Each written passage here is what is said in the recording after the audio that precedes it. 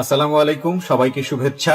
আমি আরজি কিবরিয়া বলছি, যেই অরিজিনাল চ্যানেলে এই মুহূর্তে আপনারা আছেন। তো সবাইকে অনুষ্ঠান শোনার আগে বিনীতভাবে অনুরোধ করছি আমাদের চ্যানেলটি সাবস্ক্রাইব করবার জন্য। এখানে সাবস্ক্রাইব বাটনটি আছে, প্লিজ ক্লিক করবেন। পাশে একটা বেল বাটন আছে, বাটনটি অন করে নেবেন। সবার প্রতি রিকোয়েস্ট থাকছে। Thank you very much. এই অনুষ্ঠানটি জীবন গল্প বলার অনুষ্ঠান, এবং এখানে যারা জীবন গল্প বলতে আসেন তারা সমাজের বিভিন্ন শ্রেণীর মানুষ। প্রতিটি মানুষের জীবনেই একটা করে গল্প আছে, তবে আমরা যে গল্পগুলো প্রচার করি এখানে, সে গল্পগুলো আমাদেরকে অন্যরকম একটা মেসেজ দেয়, এবং সেই মেসেজ কখনো কখনো কারো জীবন বোধকে পাল্টে দিতে পারে। আর জীবন বোধ যখন পাল্টে যায় তখন পুরো জীবনটাই পাল্টে যায়। খুব বিখ্যাত একজন মনীষীর কথা ছিল যে আমরা যে দুনিয়াতে এত এত সমস্যা দেখি, এত এত আনন্দ দেখি, বিষাদ দেখি, এটা আসলে দুনিয়াতে না, এটা থাকে হচ্ছে আমাদের মস্তিষ্কের মধ্যে। আমরা যদি আমাদের এই মস্তিষ্কটাকে খুব ভালো করে টিউন করে ফেলতে পারি, টিউন বলতে যেটা বোঝাচ্ছে উনি, যে দেখবেন যে গিটার যখন স্কেলে আনতে হয় তখন টিউন করতে হয়, হারমোনিয়াম যখন স্কেলে আনতে হয় তখন সেটা টিউন করতে হয়, মানে বাদ্যযন্ত্র যতগুলোই আপনি স্কেলে আনবেন সবগুলো টিউন করতে হয়। তো উনি বলছেন যে আমাদের এই ব্রেইনটা যদি একটা বাদ্যযন্ত্রের জায়গা থেকে আমরা চিন্তা করি, এটাকে যদি আমরা একটু টিউন করে ফেলতে পারি, তাহলে পৃথিবীর কোনো কিছুই আমাদের সামনে আসলে বাধা হয়ে দাঁড়ায় না। না থাকে ভয়, না থাকে শঙ্কা, না থাকে আশঙ্কা, না থাকে দুশ্চিন্তা। আমরা সবকিছুই ফাইট করে সামনের দিকে এগিয়ে যেতে পারি। কিন্তু এই টিউন করাটা আসলে খুব মুশকিল, কারণ টিউন করা নিজে থেকে যতটা না সম্ভব, টিউন করার জন্য সামনের উপাদান লাগে, টিউন করার জন্য কোনো একটা বিশাল মোটিভেশন লাগে। আমাদের এই জীবন গল্পে কখনো কখনো কোনো কোনো গল্প এমনভাবে আমাদেরকে টিউন করে যে পুরো একটা মানুষের জীবন বদলে যায়। আমি 6-7 বছর যাবৎ এই ধরনের অনুষ্ঠান করছি রেডিওতে। আমি এরকম গল্প হরহামেশা পাই দেশ এবং দেশের বাইরে থেকে, যে একটা গল্প তার পুরো জীবনকে চেঞ্জ করে দিয়েছে, এবং এটাই হচ্ছে আমাদের অনুষ্ঠানের সবচেয়ে বড় সাফল্য। প্রিয় শ্রোতা, আপনাদের মনে আছে নিশ্চয়ই আমার এই জীবন গল্প, আমি একটা অনুষ্ঠান এখানে প্রচার করেছিলাম। যারা এসেছিলেন সুদূর সিলেট থেকে, রেপড হয়েছিলেন, পাথর শ্রমিক, এবং তারা খুব নিদারুণ জীবনযাপন করছে।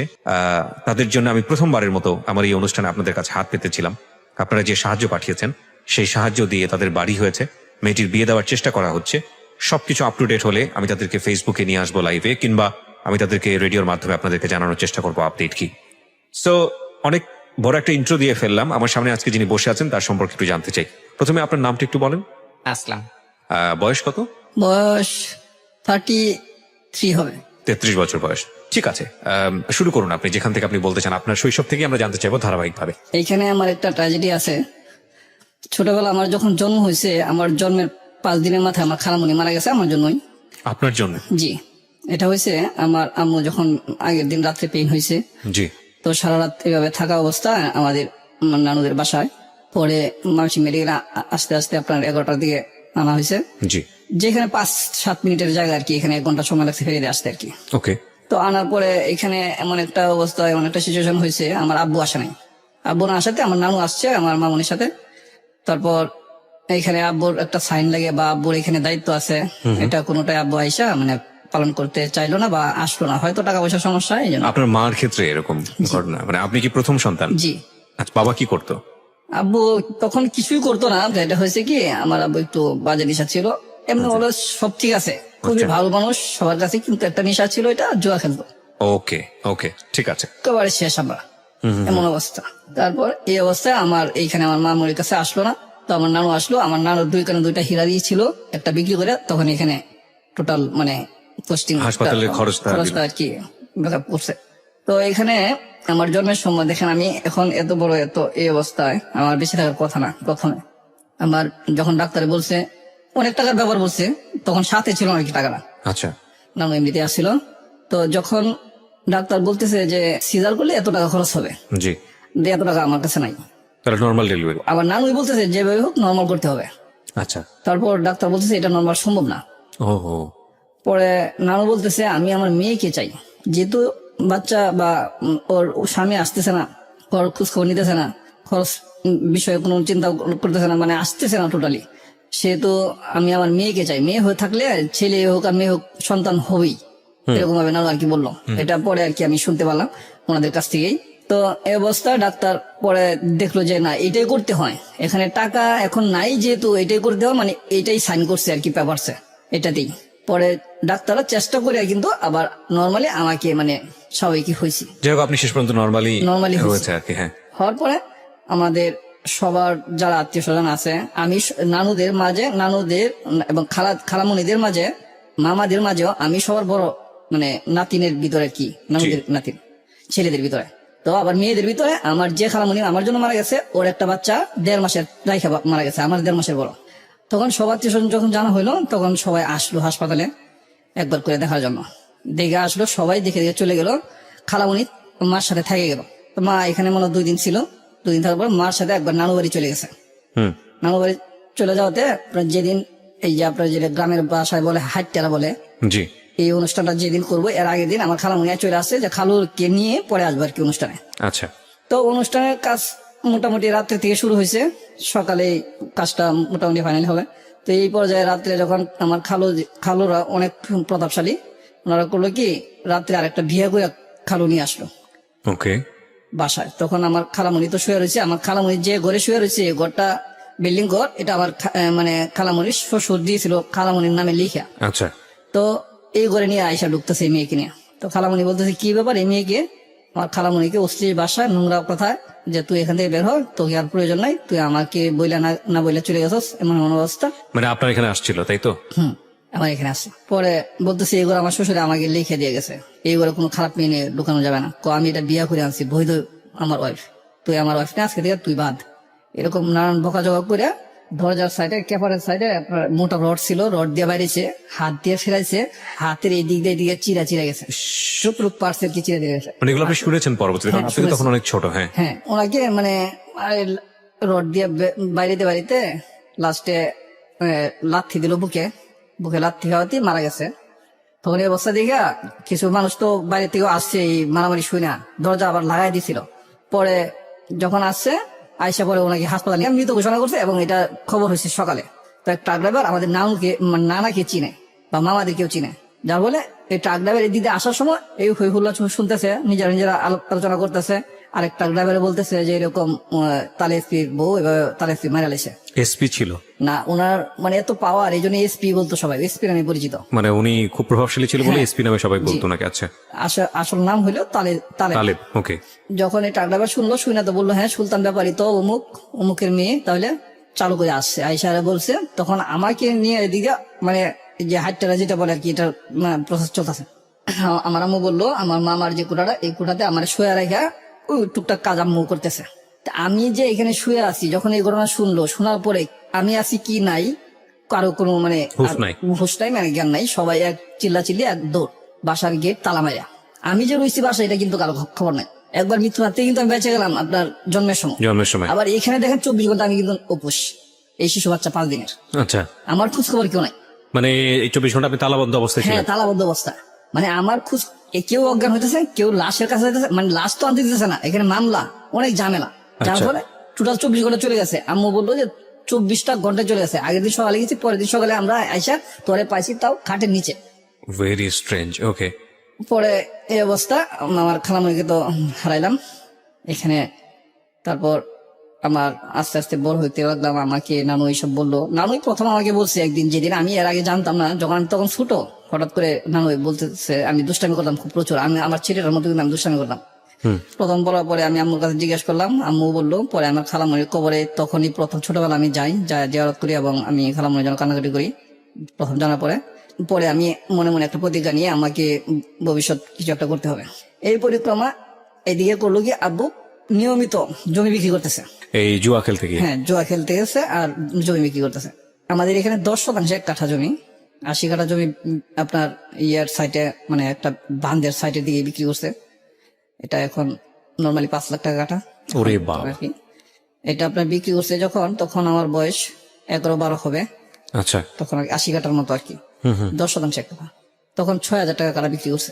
মানে খেলাতে বসে দেখা 10 কাঠা 12 কাঠা বিক্রি করতো খেলাতে বসে। যারা প্রভাবশালী ছিল তার সাথে থাকতো ওই সময় যুগে, স্ট্যান্ড বাই নিয়ে নিত। হ্যাঁ, তখন টাকা দিত। আর আব্বু সলিড মানুষ ছিল এমনি, যেটা বলতো এটা হইতো। জবান মানে জবান। হ্যাঁ, জমি আছে বাপের, মানে অনেক জমি। তারা 4 ভাই, আমার বাপ ছাড়া একটা বোন। সবার অবস্থা একই। আমার যে মাস্টার চাচা আছে, হেডমাস্টার ছিল, ওনার অবস্থাটা ভালো, কিন্তু ভালো কেমন, উনি এত সহজ সরল মানুষ, এখনকার যুগে থাকা ঠিক না। উনি জমি বিক্রি করে খাবে, কোনো ছাত্রকে টিউশনি পড়াবে না, প্রাইভেট পড়াবে না, কোচিং পড়াবে না, নিয়মিত নিয়মিত স্কুলে শিক্ষকতা করে গেছে, যা বেতন পাইছে তা দিয়ে চলছে। এখন রিটায়ার হয়েছে, এখন জমি বিক্রি করে করে চলতেছে। মানে সবাই শুধু জমি বিক্রি করে? হ্যাঁ। মানে আপনার দাদার কাছ থেকে এত জমি পাইছে? হ্যাঁ, জমি পাইছে। বাহ। এখন হয়েছে কি, আবার আমার মাস্টার যেটা 3টা মেয়ে 1টা ছেলে, প্রত্যেকটা আবার একটা অনার্স আর একটা ডিগ্রি করতেছে আর একটা ইন্টার পড়তেছে। তো এরকম করে করে জমি কিন্তু আমাদের টোটালি এক সাইড হয়ে গেছে। এখন যেটুক আছে আমরা চলতে পারি। এখন এই পরিবেশে আমি হইলাম কি, যখন দেখতেছি জমি বিক্রি করতেছে, আমার পড়াশোনাটার চাপটা বা হয়ে গেছে, মানে ডিল হয়ে গেছে, পড়াশোনার দিকে আর মন ঢুকতেছে না। আম্মার কষ্ট, আম্মাকে মারে, দান দুন যাই হয় সব বিক্রি করে বস্তা পরে, আম্মু না করে আম্মুকে মারে।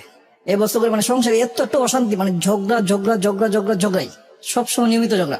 এই অবস্থা দিকে আমি একদিন করলাম কি, ছোট তখন ক্লাস 7-এ পড়ি, তখন আমার মামার সাথে আমি ঢাকা চলে আসি। আচ্ছা। উনি ঢাকাতে একটা দোকান করে, ওনার সাথে থাকার জন্য মানে যাই দেয় আমাকে, আমার মা তো চলতে পারবো এভাবে, নানু বলে আমাকে দিয়ে দিছে। পরে এখানে কয়েক মাস ছিলাম, রোজার মাস ছিল তখন, রোজার মাস ছিলাম, রোজার পরে ঈদে যে গেছি, পরে আবার যা স্কুলে ভর্তি হয়েছি, আবার পড়লাম 2 বছর। এরপরে কিন্তু আর পড়ি নাই, লাস্ট যা মেট্রিক পরীক্ষা দিয়েছি শুধু ভর্তি হয়ে। এরপরে আসছি আপনার আইসান প্লাস্টিক কারখানায় ঢুকছি, এখানে বেতনটা ভালো, টাকা পয়সার এমন ভালো যে সংসার চালাইতে পারবো। এই অবস্থা করে আমি টাকা কামাই করি। তখন থেকেই আমি যেখানে ছিলাম ইসলামবাগ কামালবাগ, ওইখানে 20,000 টাকা শতাংশ জমি আমি তখন পাইছি। আচ্ছা, ইসলামবাগ কামালবাগে? জি। ওরে বাবা। 4,000-5,000 টাকা মাস আমার থাকতো তখন, কিন্তু ওই যে টাকা বাড়িতে বাড়াইছি, বাবা মার কষ্ট।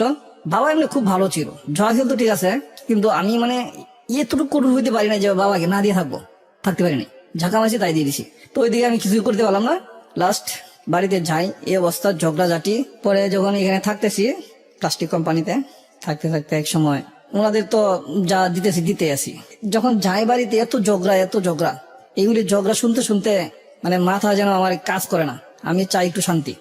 তারপরে হঠাৎ করে এখানে আমার এই যে কোয়ার্টারে থাকি, ওইখানে ছেলেটার সাথে মানে ছোট বাচ্চাটার সাথে ঝগড়া হইতেছে। তখন আমি যা ফিরাইলাম আর কি, ফিরে বললাম কি বাবু তোমরা এভাবে ঝগড়া করতেছো কেন? এই অবস্থা করে ঝগড়া ছুড়ে তখন এই দুটাকে আমি সেভ করলাম, চলে গেল। তখন একটা বাচ্চা যখন যেটা ছোট আর কি, এটা একটু মায়ের বেশি খাইছে, তো এটা তার মাকে নিয়ে আসছে। আচ্ছা। যে এখানে সে আপনাকে জিজ্ঞেস করছে কি ঘটনা হয়েছে না হয়েছে জানার জন্য আর কি, যে ফেরা দিচ্ছে তার কাছে নিয়ে আসছে। তো আমার কাছে নিয়ে আসছে, আমি টোটাল বললাম যে এই ঘটনা আমি কিছু জানি না, আমি শুধু দেখছি ঝগড়া করতে, ফেরা দিচ্ছি যাস। আমি পরিচয় দিলাম যে এখানে গুড্ডু ভাইয়ের আপনার ইয়েতে থাকি, থাকি আমি প্লাস্টিক কারখানা একটা চাকরি করি। তো বলতেছে আচ্ছা ঠিক আছে, আমার বাচ্চারা রাইখা তো আমি বাসায় যাই, বাসাতে আমার কেউ নাই, একটা ছোট মেয়ে আছে, আমি আর আমার হাজবেন্ড একটা গদ্দি করে চাকরি করে, আমি গদ্দি করে ছালার চটপট এগুলো আর কি মানে শিলডিলি করা লাগে, তো এগুলি করে, তো নিয়মিত থাকা লাগে। তো বাচ্চাটা 1 লাখ পড়াশোনা করে, আপনি যদি একটু নিয়মিত বাসায় আসে, আপনি মানে এখানে আবার আমাকে প্রশ্ন করা হয়েছে যে আপনি কখন আসেন অফিস থেকে। আমি তখন বলছিলাম যে আমি 4টার দিকে বা 5টার দিকে আসি, 4টার দিকে অফিস ছুটি, আমার 5টার কাছে চলে আসি। তখন উনি বলতেছে আপনি যদি একটু কষ্ট করে আমার বাসায় আইসা আমার ছেলেটাকে পড়াইতে পারতেন, তাহলে হয়তো আমার উপকার হতো, আপনি না হয় কিছু আমার কাছ থেকে নিতেন। আমি বললাম না, আপনি যেভাবে বলতেছেন যে কিছু নিতেন, আসলে কি আমি নেওয়ার জন্য এরকম ভাবে প্রস্তুত না, বা আমি পড়াইতে চাইতেছি না। আমি চাইতেছি আপনার ছেলে এবং পাশাপাশি আর 2-4 জন হোক যারা নর্মাল বা পড়াইতে পারে না, টিচার দেয়া বা স্কুলে পড়াইতে পারে না, এরকম এই কোচিং এ পড়াইতে পারেন, এরকম যারা আছে, আর 2-4 জন একসাথে করেন, আমি পড়াইবো, ঠিক আছে? আচ্ছা। ক্লাস 1 না 2 এ পড়ে আর কি, 2 এ পড়ে সম্ভবত, এরকম পোলাবান কয়টা আর কি একসাথে করলো। পরে আমি যাই, আরো 2টা একসাথে হয়েছে। আচ্ছা। পরে আমি যাই বাসায় নিয়মিত পড়াই।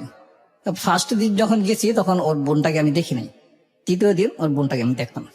আমি পড়ানোর পরে লাস্টে যখন চলে আসি, তখন আমি জিজ্ঞেস করলাম কি বাবু তোমার বাসায় যে সামনে আসছিল একটা মেয়ে, তোমাদের বাসায় সামনে, ওটার নাম কি?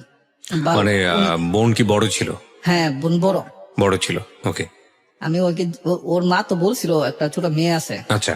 পরে আমি তো আর দেখি নাই প্রথম দিন, 2য় দিন যখন দেখছি তখন আমি জিজ্ঞেস করলাম যে বাবু এটা কে, কি হয়? যে আসলো, গেটে চুকি দেয়া চলে গেছে, বলতেছে এটা আমার বোন, বড় বোন। ভাই বিশ্বাস করবেন না, একটা মেয়েকে দেখলে যেটুক ভালো লাগার মাথায় কাজ করে, এটুক ভালো লাগার মাথায় কাজ করছে ফর দ্য ফার্স্ট টাইম আপনার লাইফে। আচ্ছা।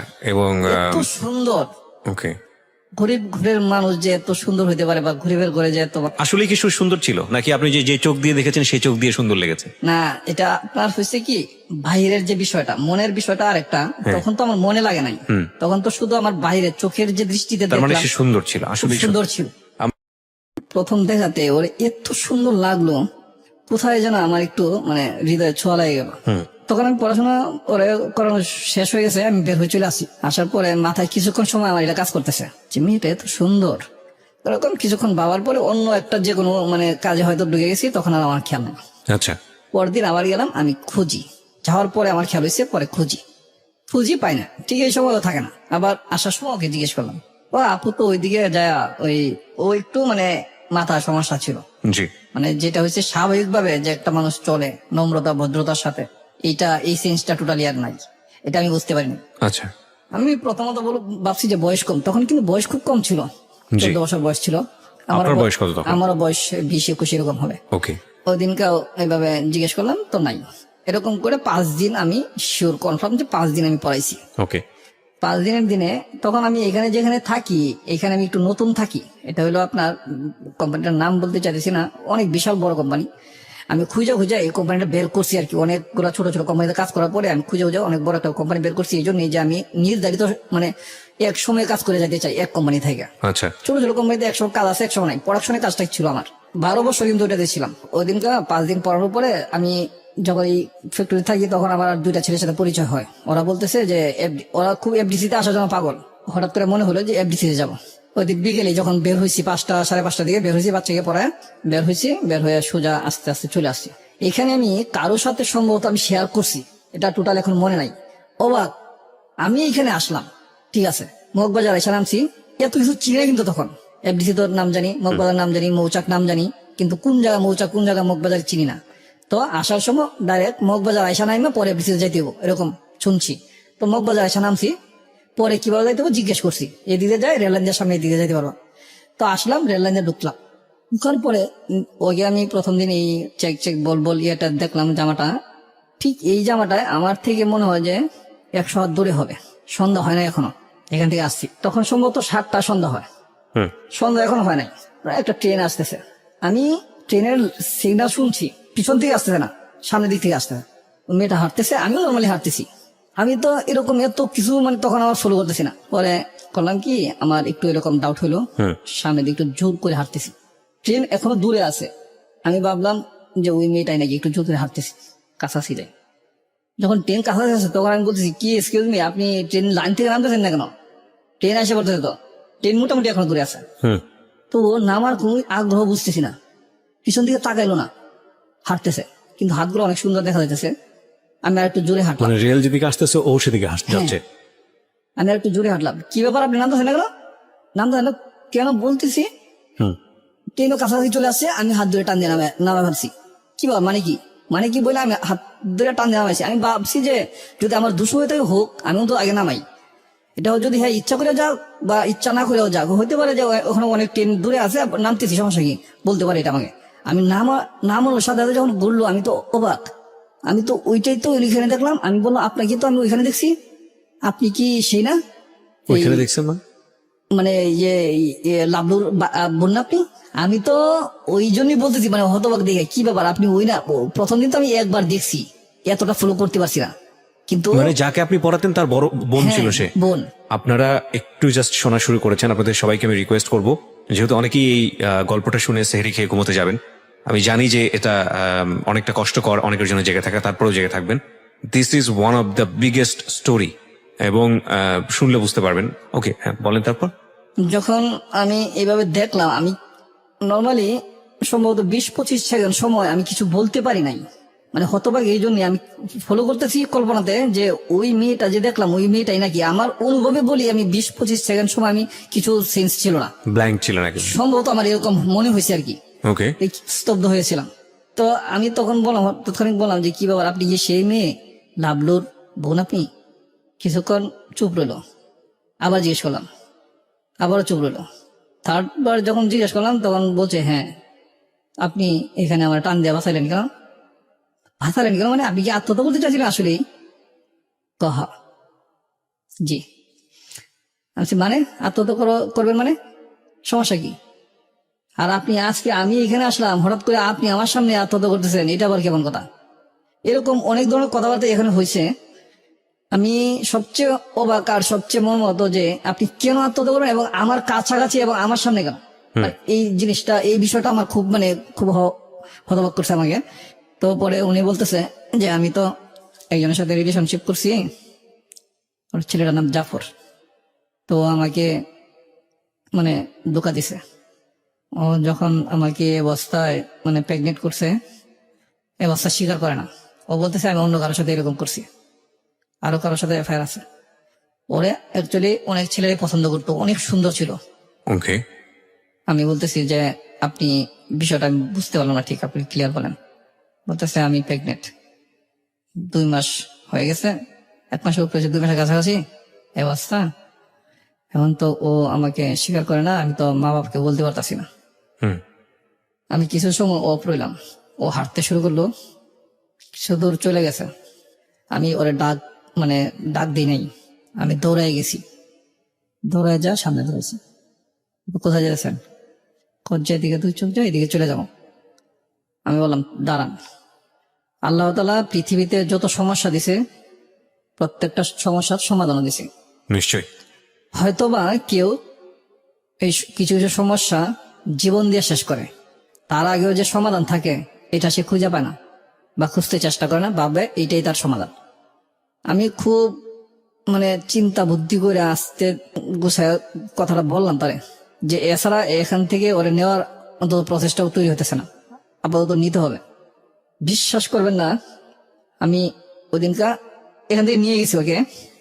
নেওয়ার পরে আমি ওদিনকা সারা রাত ওকে আবার এখানে আমি একটা দিছি, আমি বলছি আপনার যত সমস্যা এটা যদি আমি বুঝে নিই হুম হুম হুম, তাহলে কি আপনি কি মানবেন? আপনাকে যে ছেলেটা এই অবস্থা করছে, যার সাথে আপনার এই সুসম্পর্কটা তৈরি হয়েছে, প্রথমে যখন সুসম্পর্কটা তৈরি হয়েছে, যেহেতু আমি আপনাকে প্রথম দেখছি, দেখার পরে আমার এত ভালো লাগছে আপনাকে, তা আপনাকে ওই ছেলেটা দেখে কিন্তু এরকম ভালো লাগছে। এই ভালো লাগার থেকে আপনার প্রতি নোংরামি একটা চিন্তা হয়েছে ছেলেটার, আর নোংরামির ফসল আপনাকে দিয়ে দিল। আপনি একবার চিন্তা করতে পারছেন যে আপনি কিভাবে ওকে চাইছেন আর ও আপনাকে কি দিল? এখন আমি আপনার কাছে একটা জিনিস একটা বিষয়ই ক্লিয়ার জানতে চাইবো, ওই ছেলেটার প্রতি কি আরো চিন্তাধারা আছে কিনা আপনার? হুম। ওকে কি আপনার জীবনে চাইবেন, বা ওকে কি আপনার জীবনে কখনো ফেরত পাইতে চাইবেন? যখন আপনাকে এটা স্বীকার করতেছে না, আপনাকে যেদিকে মন চাই এদিকে যাইতে বলছে, যা ইচ্ছা ভাই করতে বলছে, এটা আমি কখনোই মানে নিব না এভাবে বলছে, তো আপনি কি করবেন? ওই ছেলেকে আবার কখনো গ্রহণ করবেন? যদি আপনার মনের মাঝে ওই ছেলের থাকে তাহলে বলেন। আর যদি বলেন যে না, এই অবস্থায় যে আমাকে গ্রহণ করছে না, তাকে আমার প্রয়োজন নাই, আপনি 2টার থেকে যে কোনো একটা সাইড নেন। হুম। তারপরে আমি আপনাকে একটা ডিসিশন দিব, এটা মনে হয় যে আপনার কাজে লাগবে। ওকে। পরে বলছে না, ওর তো কাছে যাওয়ার তার কোনো সম্ভাবনা নাই। ও তো যেহেতু আমার এই অবস্থা করে এভাবে আমাকে ছাড়ে দিছে, ও কোনোভাবে আমাকে স্বীকার করতে রাজি না, সেহেতু ওর কাছে আমার যাওয়ার প্রশ্ন আসা। আপনি খুব সুন্দর কথা বলছেন। আমি যদি এই বাচ্চা সহ আপনাকে চাই, আপনি কি আমার কাছে আসবেন? ও নর্মালি মাথা নিচু করে হাঁটতে শুরু করছে, যে দিক থেকে গিয়েছিল ব্যাগ এই দিকে হাঁটতে শুরু করছে, আর বলছে আসেন আপনি। আপনাকে বলতেছেন? জি। তখন আমি বিষয়টা দেখলাম যে মোটামুটি সফট বা নর্মাল হয়েছে। তখন আমি যখন হাঁটতেছি, নানান অন্য বিষয়ে কথা বলতেছি, বলতে বলতে দেখি যে মোটামুটি নর্মাল, স্বাভাবিক হয়েছে। বাসায় নিয়ে আসলাম, নৌকা দিয়ে পার করে দিলাম। বাসা মানে কি, ওর বাসা না আপনার বাসা? না, ওদের বাসায়। নৌকা দিয়ে আমি পার করে দিলাম, আমার বাসা ওদের বাসা পাশাপাশি, বেশি দূর না। তা আমি ওকে পার করে দিলাম, আমি এদিকে থাকলাম। তাই কিছু সময় পরে আমি চলে গেলাম আবার ওই পারে, নদীর ওই পারে। নদীর ওই পারে থাইকা এই পারে আসা সকালে বা রাত্রে অনেক টাফ, কিন্তু পুলিশ ঝামেলা, তারপরে তখন মনে হয় র্যাব হয়েছে নতুন, র্যাব ঝামেলা, তারপরে হয়েছে ফুটপাতের পোলাপান ঝামেলা। আল্লাহর রহমতে আমি কোনো কিছু ফেস করি নাই কোনোদিনে। 2 বছর যে ওই পারে রয়েছি, কোনো কিছু ফেস করি নাই। ওরে রাইখা আমি আসলাম, বাসায় আসলাম। বাসায় আসার পরে আমি সারা রাত চিন্তা করলাম যে ওইটা কি বললাম আমি। আমার মা বাবা আছে, তারপরে আমার পরিজন আছে, আমার চাচা চাচারা আছে, অনেকে ঢাকা আসার সময় আমাকে বলছে দেখো আবার ঢাকার মেয়েদেরকে ধরে নিয়ে আইসো না। এই কথাটা মাথায় আমার কাজ করতেছে। তখন কি করলাম, এরকম একটা কথা দিলাম, আচ্ছা ঠিক আছে, আবার তো মেয়েটা বাচ্চা আছে দেখি পরে প্ল্যানে কি করা যায়। পরের দিন যখন পড়াইতে যাই নাই, আমি আমার অফিসেও যাইনি, তারপরের দিন সকালবেলা ওর মা এসে হাজির। কি মাস্টার সাহেব, আপনার কি কোনো সমস্যা, অসুখ টুসুখ হয়েছে নাকি? আপনার বাসায়? হ্যাঁ, আমার কোয়ার্টারে ওই ছোট বাচ্চাটাই নিয়ে আসে। পরে আমি বলছি না, অসুস্থ না, এমনিতেই মনটা একটু খারাপ, এই জন্যই। কালকে গেলেন না? বাবু বলতেছে স্যার আসে নাই, আজকে পড়ি নাই, তো আজকে তো যাবেন? আচ্ছা ঠিক আছে আজকে যাবো। চলে আসলো খালামণি, খালা ডাকতাম। পরে আসার সময় আবার ডাক দিলাম আমি, খালামণি একটু কথা ছিল আপনার সাথে। পরে ভাবছি টাকা পয়সার বিষয় নাকি, কিছু জিগামু, বেতন টেতন এইসব কপরে বলেন। আমি না, যখন আসছে তখন আমি বলতেছি না ঠিক আছে আপনি চলে যান। পরে বলতেছেন না আপনি বলেন, টাকা পয়সার বিষয় কিছু বলবেন, আপনি যা চাইবেন তাই দিব। আমি বলছি খালামণি আমি এইটার কথা বলতেছি, আমি অন্য একটা বিষয় আপনার সাথে আলোচনা করবো, এটা আমার ব্যক্তিগত বিষয়, এটা আপনার সাথে আমি পরে এক সময় আলোচনা করবো। কত এখনই বলেন, এখন তো আমার সময় আছে, আর পরে যাবো কাজে। আচ্ছা না এখন না, আমি একটু মানসিকভাবে প্রস্তুত হই নাই, পরে আপনাকে বলবো। পরে ঠিক পরের দিন পরের দিন সকালে আবার উনি নিজে আসলেন আমার এখানে। আসলে জিজ্ঞাসা করতেছে যে কি বাবা বলবা তুমি, তুমি জানি কি বলতে চাইছিলা। সে খালামণি আপনি একটা কথা বললে কথাটা কিভাবে নিবেন, খারাপ মনে করবেন নাকি নিজের ছেলে হিসেবে দেখা এটা বোঝার চেষ্টা করবেন। কি কইতে চাইতেছো তুমি? ওনাদের বাসাটা একটু মানে আর কি পুরান ঢাকায়। বলছি খালামণি আমি তো অনেক বড় একটা কথা বলতে চাইতেছি, সেটা অনেক বড় সমস্যা হয়ে গেছে। উনি মহিলাটা খুব কঠোর পরিশ্রমী ছিল, মানুষটা এত ভালো মানুষ ছিল। উনি এই কথাটা উনি আর আমি, এখন কি উনি কাউকে বলছে কিনা জানি না, উনি আর আমি এখন পর্যন্ত জানি, উনি আমি যতদিন ছিলাম ততদিন পর্যন্ত আর কাউকে বলে নাই উনি। আচ্ছা, তো আপনি কি করলেন ওই সময়টাতে? তখন আমি ওনাকে বললাম যে খালামণি এরকম একটা সমস্যা হয়েছে আপনার মেয়ের, আপনি কি জানেন? আমার দরজার সামনে এসে দাঁড়ায় রইছে। পরে আমি বললাম যে খালামণি আপনার মেয়ে তো কোনো একটা ছেলের সাথে একটা বাজে সম্পর্কে জড়ায় গেছে, এটা কি আপনি জানেন? তখন কিছুটা মানে আজ পাইছে, কোনো একটা ছেলের সাথে সম্পর্ক বা এরকম কিছু কথা মানুষ বলা বলি করছে, যার ফলে উনি চটজলদি এসে আমার সাথে বসছে। বাবা তুমি একটু পরিষ্কার করে বলো তো তুমি কি জানছো।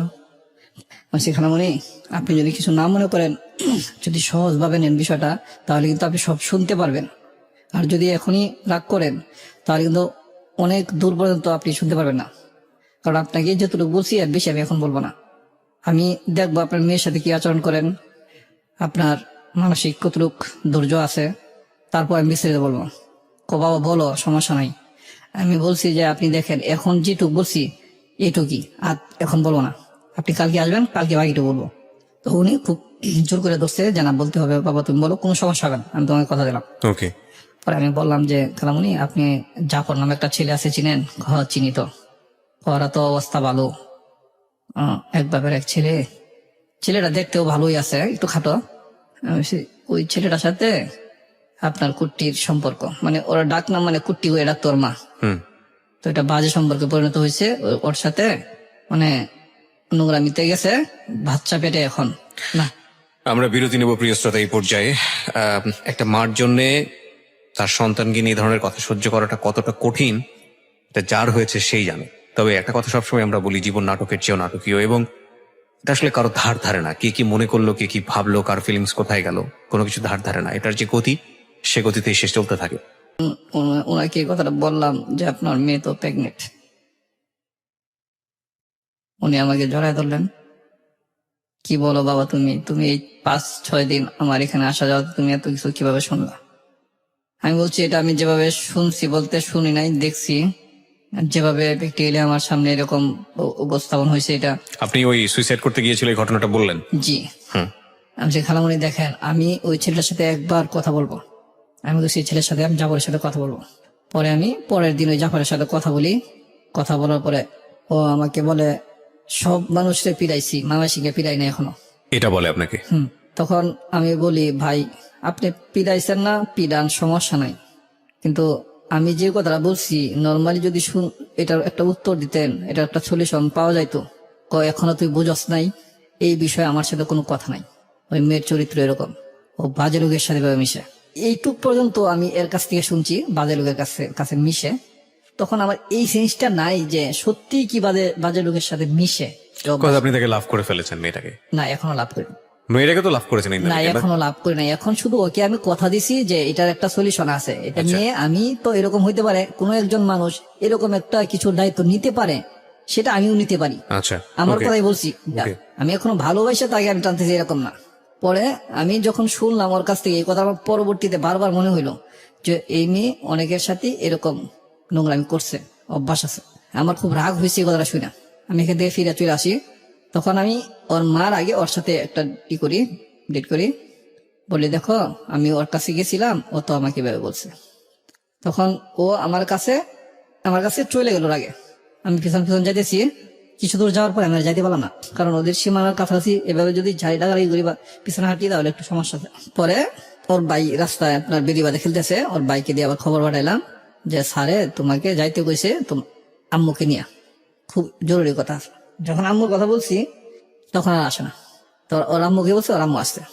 পরে আমি বলছি খালামুনি আপনি আসছেন, ওকে সাথে নিয়ে কিছু কথা বলতে চাইছিলাম, আপনি যদি আমাকে বলার সুযোগ দিতেন তাহলে দুজন একসাথে থাকলে ভালো হতো। বলেছে আসো বাসায় যাই। আমি বলছি, বাসায় গেলে আপনার এখানে কোনো সমস্যা? না কোনো সমস্যা না, আমি সাথে আছি, এবার সমস্যা গেল। পরে বাসায় গেছি, যাই দেখি ওনার বাবা আসছে।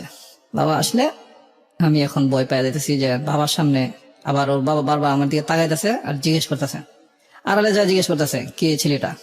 ওর বাবা আমার যে কয়েকদিন মাস্টারি করছি দেখে নাই, বাচ্চাদের পড়াইছি দেখে নাই। পরে যা ওর মাকে আড়ালে নিয়ে জিজ্ঞেস করলো, পরে বলছে এই ঘটনা, বাচ্চাকে পড়ায়, আরো বাচ্চাদের পড়াইবো, মানে উনি ম্যানেজ করছে আর কি। ওর বাবা চলে গেছে এখান থেকে। পরে কালামণি আসলো, ও আসলো। আমি বললাম কালামণি দেখেন, এটা যদি আপনি আমার উপরে এখনো ছাড়তে পারেন না, বা এটাকে আপনি এরকম ভাবে নিতে পারেন, আমি বলছি মানে টোটালি যেটা বলছি সত্যি এটা বলতেছি। আমি বলছি দেখেন আপনি এটাকে ফালা দিতে পারেন, ক্লিয়ার করার জন্য বলছিলাম আর কি, ক্লিয়ার করতে পারেন, বা এটার জন্য আমি নিতেও পারি, কিন্তু আমাকে যে দিবেন, আমাকে কতটুকু বিশেষ করে দিবেন এটা আপনার জানা দরকার আছে। ওর মা বলতেছে বাবা দেখো তুমি যে কথা বলছো আজকের যুগে এই সব কথা মানুষ বলে না, তোমার সাথে আর কিছু বোঝার নাই। পরে বলতেছে কি তোমাদের ফ্যাক্টরিতে কয়েকটা মেয়ে কাজ করে, আমাদের এই দিক থেকে যায়। আমি বলছি হ্যাঁ চিনি তো। ও যখন বাড়িতে থাকে একলা থাকে, অন্যদের সাথে আড্ডা দেয় ফালতুমি করে, এসছে তুমি তোমার এখানে নিয়ে কাজ দেও। পরে ঠিক তাই করলাম, যে তোমার এখানে থাকলো, তোমাকেও দেখলো, তুমিও দেখলা, তুমিও চিন্তা জানলা, তোমাকেও হ্যাঁ চিহ্ন জানলো। পরে ঠিক তাই করলাম, আমার কারখানা আমার ফ্যাক্টরিতে নিয়ে কাজে দিলাম। ওইখানে কাজ করে, ওর সাথে আমার কোনো পরিচয় নেই, দূর থেকে ও যা দেখে আমাকে আমি ওকে তাই দেখি, কথা নাই, কোনো পরিচয় নেই, এরকম একটা ভাব। 1 মাস হয়েছে, তখন তো ওইদিকে আগায় গেছে, বাচ্চা বড় হওয়ার ব্যাপার। বাচ্চার বড় ব্যাপার। পরে 1 মাস থাকার পরে এখানে একটু সুসম্পর্ক আমাদের দুজনের ভিতরে হয়ে গেল। এই 1 সপ্তাহ পরে থেকে কথাবার্তা চলে। ম্যানেজার দুজন ছিল, করিম ভাই, কবির ভাই মারা গেছে, আল্লাহ ওনাকে ভালো জায়গায় রাখুক। ওনাদের সাথে সবসময় থাকতাম আমি, ওনাদের অফিসে শুইতাম আমি বেশিরভাগ নাইট পড়তো আর কি, নাইট করা হইলে 2টার পরে শুইতে হইতো, 2টার পরে ওনাদের অফিসে শুইতাম আমি ওনাদের সাথে। তা একদিন কবির ভাই ডাইকা নিল, এইখানে বসে তুই কাজ করবি আর ওরা ওইদিকে ওই রুমে করবো। কেন ভাই? ও এত নম্র ভদ্র ব্যবহার দেখাইছে অফিসে, এর চেয়ে ভালো ভদ্র ব্যবহার হইতেই পারে না। একটু দুষ্টামি করে আর কি, দুষ্টামি এরকম, কিন্তু এটা একটু খারাপও লাগে। আবার অনেক সময় মনে করি যে বড় ভাই হিসাবে এরকম মানে চর দেয়, একটু হাতে ধরে টান দেয়, এরকম কিছু টাইপের আর কি। এত নোংরামি কিছু না, অন্য কিছু বোঝা যায় না।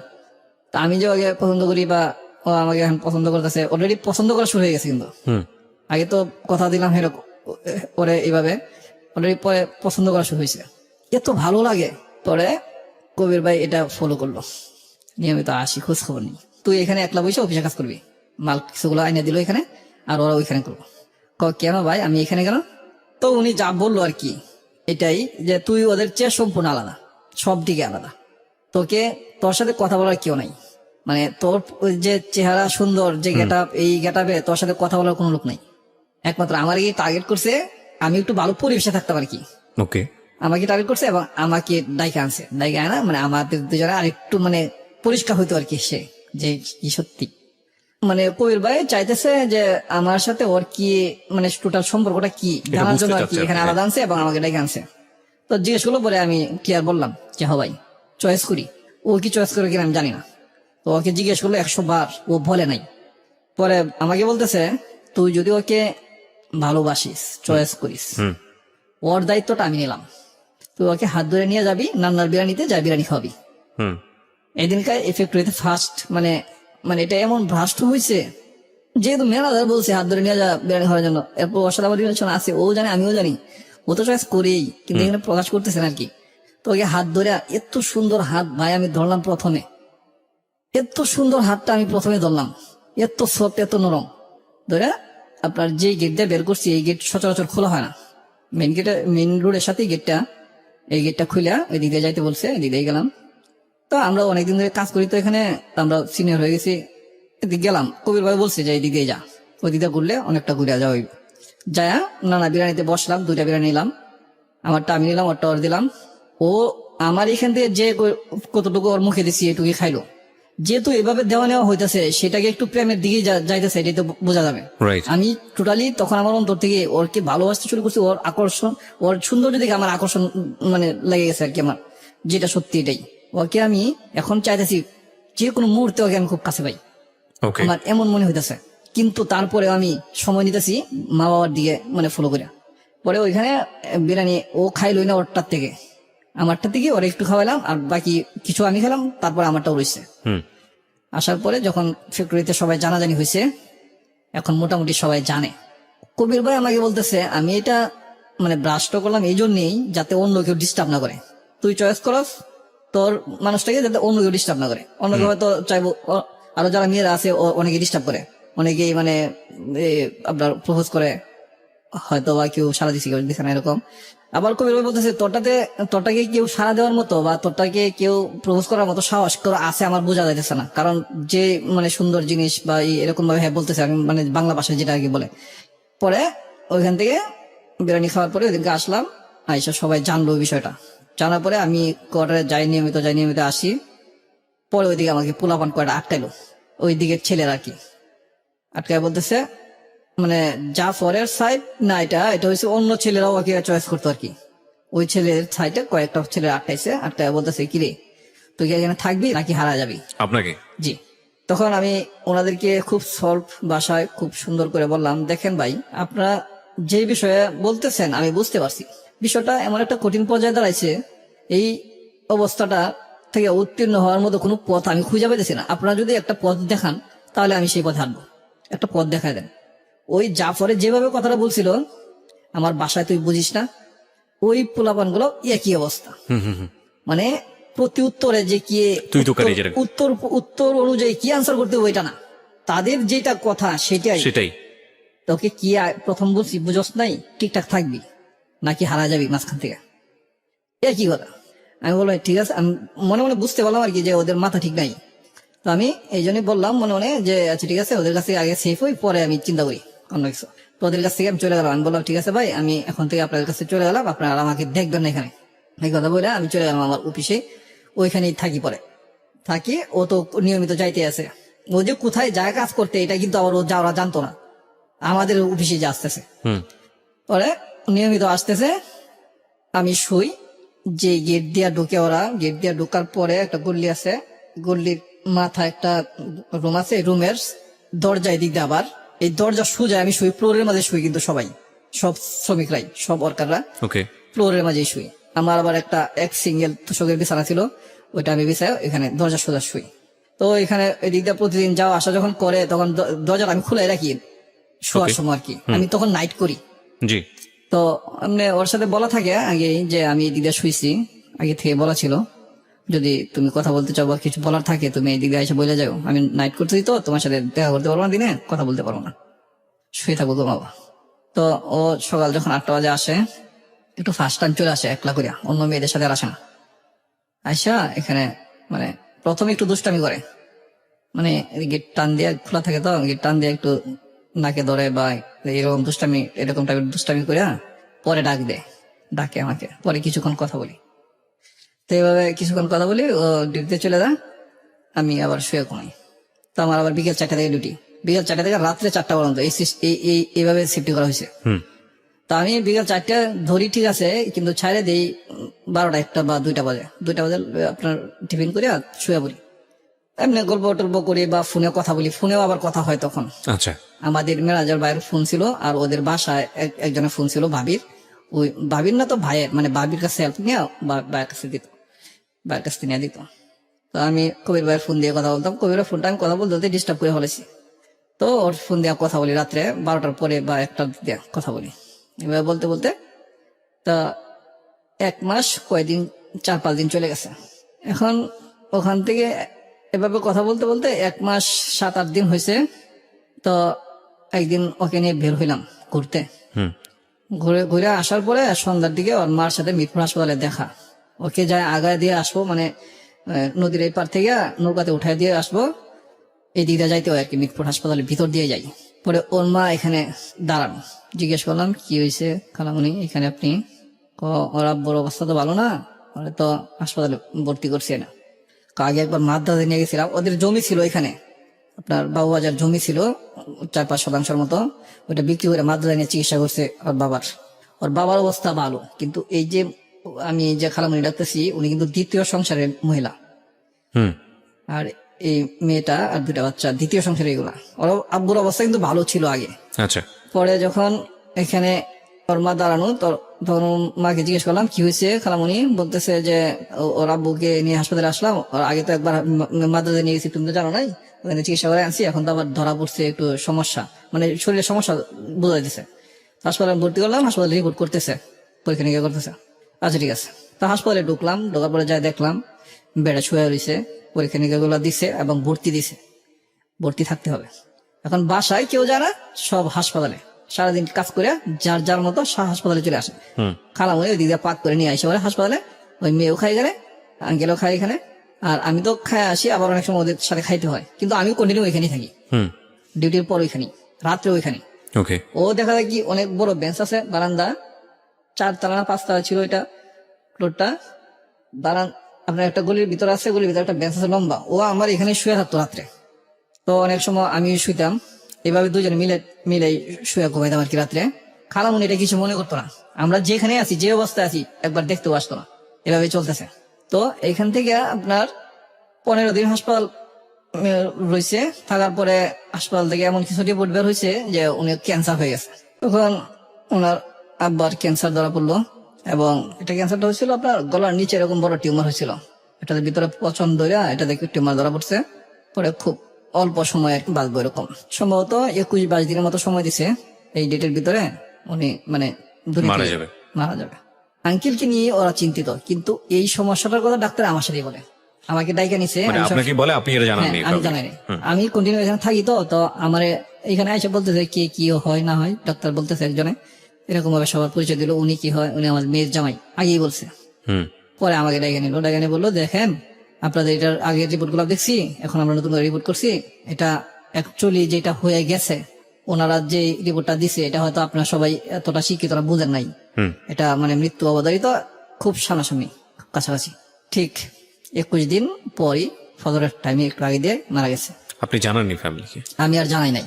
তো যেদিন মারা গেছে সেদিনকা, ও সরি এখানে একটু বাকি পড়ছে আমার, বলতে ভুলে গেছিলাম, এটা হচ্ছে এখানে যেদিন রিলিজ দিয়ে দিব ওই দিনকার যখন আমি গেছি আমার ডিউটি শেষ করে, তখনকার উনি আমার হাত ধরে, আমি যাই দেখি 2টা বেড ছিল, একটা বেডে উনি শুয়ে আছে আর একটা বেডে দিকে খালি ছিল। তো উনি যখন শুয়ে আছে তখন কিন্তু কথা বলতে পারে। আবার আমি যখন গেছি তখন আমার আঙ্কেল বসে বসো, তখন খালামণি এদিকে বসে ছিল, একটা বেডের এদিকে একটা বেড খালি ছিল, আর এই বেডটি এই সাইডে বসে ছিল আমার, মানে ওই শামসুন্নাহার বসে ছিল। তখন আমার খালামণি ওইটা জায়গা দিল বসার জন্য, আমি দাঁড়ায় এসেছি, আমাকে আঙ্কেল বলতেছে বসো বাবা বসো, তোমাকে আজকে একটা কথা বলবো। আমি কি বলবেন আঙ্কেল বলেন, আপনি তো প্রত্যেক দিনই কথা বলতেছেন, এখন আবার আজকে একটা কথা কি বলবেন? পরে উনি আমার হাতটা ধরলেন, হাতটা এত ঠান্ডা, পরে বলতেছেন যে দেখো বাবা তুমি কে, তোমার বাড়ি কোথায়, চিনি না, তুমি আমার জন্য আমার মেয়ের জন্য যা করছো সব আমি শুনছি, তো আমার মেয়েটা ইতিম হয়ে যাইব, তুমি তো যদি মনে করো আমার মেয়েটা ইতিম, আমার ইতিম মেয়েটার জন্য তুমি সর্বোচ্চটুকু ত্যাগ যতটুকু দিতে পারো তুমি বাবা দিবা, যার জন্য কিবরিয়া ভাই আমি এত কষ্ট করছি। যখন এই কথা বলছে আমার চোখে পানি এমনিতে টলমল করতেছে, যখন উনি বলছে যে তুমি তো জানো ও ইতিম, এই কথা কিন্তু বলছে, মানে আলটিমেটলি আপনি যে জানতেন বিষয়টা সেটা উনি জানতেন, উনি জানে গেছে আমি কিভাবে, এই জন্যই আমি চোখে পানি পড়তেছে আমার বেশি। উনি কিভাবে বুঝলেন? ডাক্তার কিন্তু ওনার সাথে বলে নাই, কিন্তু ওনার মনেই ডাক দিছে, যেদিনকে রিলিজ দেবো এদিনকা এই ঘটনা, যেদিন রিলিজ দেবো এর আগের দিনই ঘটনা। তো আমাকে বলতেছে তুমি তো বাবা জানো এতিম গেছে নাকি, এতিম এরকম ভাবে বলছে। তখন আমি জোরে কাঁদতেছি, কথা বলার সুযোগ পাইতেছি না, আমি বলতেছি কথা, কিন্তু আমি বলছি আপনি এভাবে কেন কথা বলতেছেন? বাবা তুমি ওকে দেখে রাখবা, আমি তোমাকে ওর হাতে দিলাম। ওর হাতটা ধরে আমার হাতে দিল। ও খুব সাদরে আমাকে এভাবে গ্রহণ করলো, ওর হাত আমার হাতে দিল। ও এতদিন আমার সাথে চলতেছে, হাসতেছে, খেলতেছে। কেমন চিন্তা করেন, এমন একটা পরিবেশ তৈরি হইলো এখানে। খুব আমি মানে যেটা মানে সর্বোচ্চ মানুষের মানবিক দৃষ্টিকোণ থেকে একটু বিন্দু পরিমাণ যদি থাকে, মানবিক দৃষ্টিকোণ, সেটাই আমার জাগ্রত হয়েছে। প্রচুরটা আছে আমার, কিন্তু কিছুটাও যদি থাকে সেটাই জাগ্রত হয়েছে এখান থেকে। আর পিছু হাঁটার মতো জায়গা নেই। আমার হাতে হাত দিয়া ওরা দিছি। এর আগে যে সিচুয়েশন গুলো আমি ওর প্রতি দুর্বল হয়েছি, ওর হাতে হাত ধরছি, ওর প্রতি যে আমার একটা আবেগ, আপনার এমনি অন্তরে আবেগ কি বলেন, আর যেটা মানুষ বলে যে পরিষ্কার ভাষায় যে অনেক সময় বলে যে সেক্সুয়াল একটা আবেগ, যেটাই বলেন, ওর প্রতি আমার অনেক ধরনের অনেক কিছু সৃষ্টি হয়েছে। অনেক সময় আমি একবার মনে বলে গেছি এখানে যে ওর প্রতি আমার এমন একটা আকর্ষণ তৈরি হয়েছে যে আমি এখনই ওকে চাই, খুব কাছে চাই। মানে কোনো কোনো সময় কোনো কোনো মুহূর্তে এমন ভাবে উপস্থাপন হয়েছে আমার সামনে, তার এক একটা পার্ট এক এক ভাবে আমি নিছি, এক এক ভাবে আমি তাকে আমি মানে গ্রহণ করতে চাইছি, এরকম ভাবে আমার মনের ভিতরে ও লাগছে। তো ওকে আমি বললাম যে তুমি যদি তোমার বাবা যেভাবে বলছে, তুমি যদি এভাবে রাজি থাকো, তোমার বাবার কথা আমি একমত, তোমার বাবার কথা আমি এক বিন্দু পরিমাণ ফালবো না, আমার জীবন দিয়ে হইলেও রাখবো। কিন্তু এটা যদি তুমি ঠিক রাখো তাহলে কিন্তু আমি ঠিক রাখবো। আমি আঙ্কেলকে হাত ধরা, আমাদের তিনজনের হাত ধরা, আমি আবার রিপিট করলাম আঙ্কেলকে, আঙ্কেল দেখুন আপনার মেয়ে যদি এটাতে সম্পূর্ণভাবে থাকে, আপনি যেভাবে বলছেন এভাবে যদি ও থাকে, আমি ওকে কখনোই ছাড়বো না মৃত্যু আগ পর্যন্ত। আমি এই কথাটা বারবার বলি, এখনো বলি, সবসময় বলি যে আমি একে এই কথাটা বলছি, মৃত্যুর আগের দিন পর্যন্ত আমি ওকে ছাড়বো না। তো এখান থেকে পরের দিন নিয়ে যাওয়া হলো ওনাকে।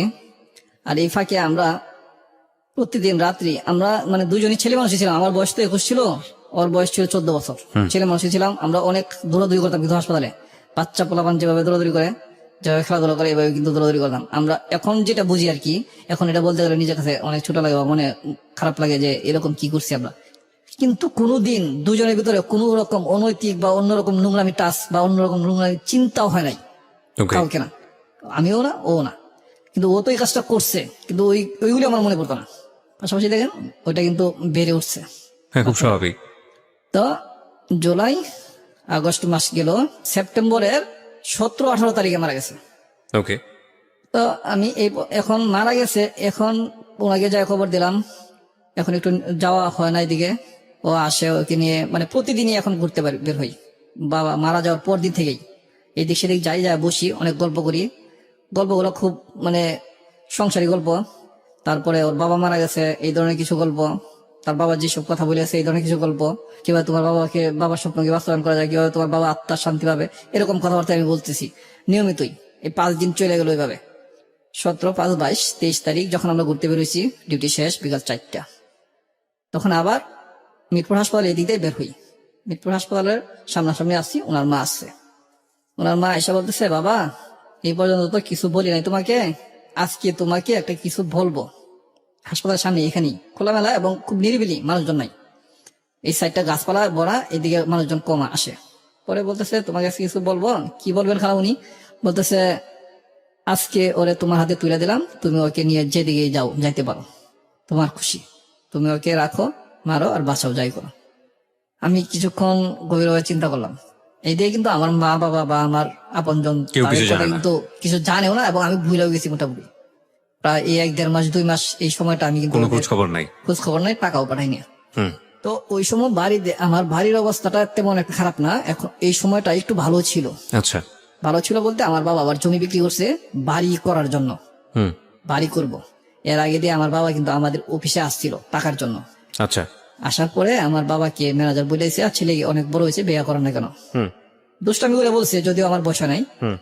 ওই বিষয়টা মাথায় রেখে সম্ভবত আব্বু জমি বিক্রি করছে, জমি বিক্রি করে ঘর উঠানোর জন্য প্ল্যান করছে। তো এই ফাঁকে আমি ঢাকাতে যখন এই অবস্থা, আমাকে বলতেছে যে তুমি যাই করো, তোমার সিদ্ধান্ত, তুমি ওকে যেখানে নিয়ে যাও, বাঁচাও আর মারো। তো আমি কিছুক্ষণ স্তব্ধ থেকে নীরবে থেকে আমি বললাম, আন্টি দেখেন এটা আসলে এরকম হয় না, এটার একটা মানে ডকুমেন্ট বা একটা থাকতে হবে, ইস্যু থাকতে হবে, ক্লিয়ার থাকতে হবে, আর নাহলে এটা খারাপ দেখা যায় সমাজের মাঝে, এটা খুব খারাপ দেখা যায়, আপনি এটা আমাকে ডকুমেন্টস করে দেন। পরে উনি বলছে তোমার ইচ্ছা, তুমি যেভাবে করো আর কি। পরে আমি বললাম যে আপনি কালামুনি আর 2 জন লোক নিয়ে আসেন, যেহেতু আমি শুনছি জানছি মানুষের কাছ থেকে বিয়ে করলে সাক্ষী লাগে, মেয়ের পক্ষ 2 জন ছেলে পক্ষ 2 জন। আমি বললাম খালামুনি আপনি যায় আর 2 জন লোক নিয়ে আসেন, আর আমি আমার ফ্যাক্টরি থেকে 2 জন ছেলে নিই। তো সাক্ষীগুলো নিয়ে আমি আজকে বিয়ে করব 23 তারিখ বৃহস্পতিবার সন্ধ্যা 7টা।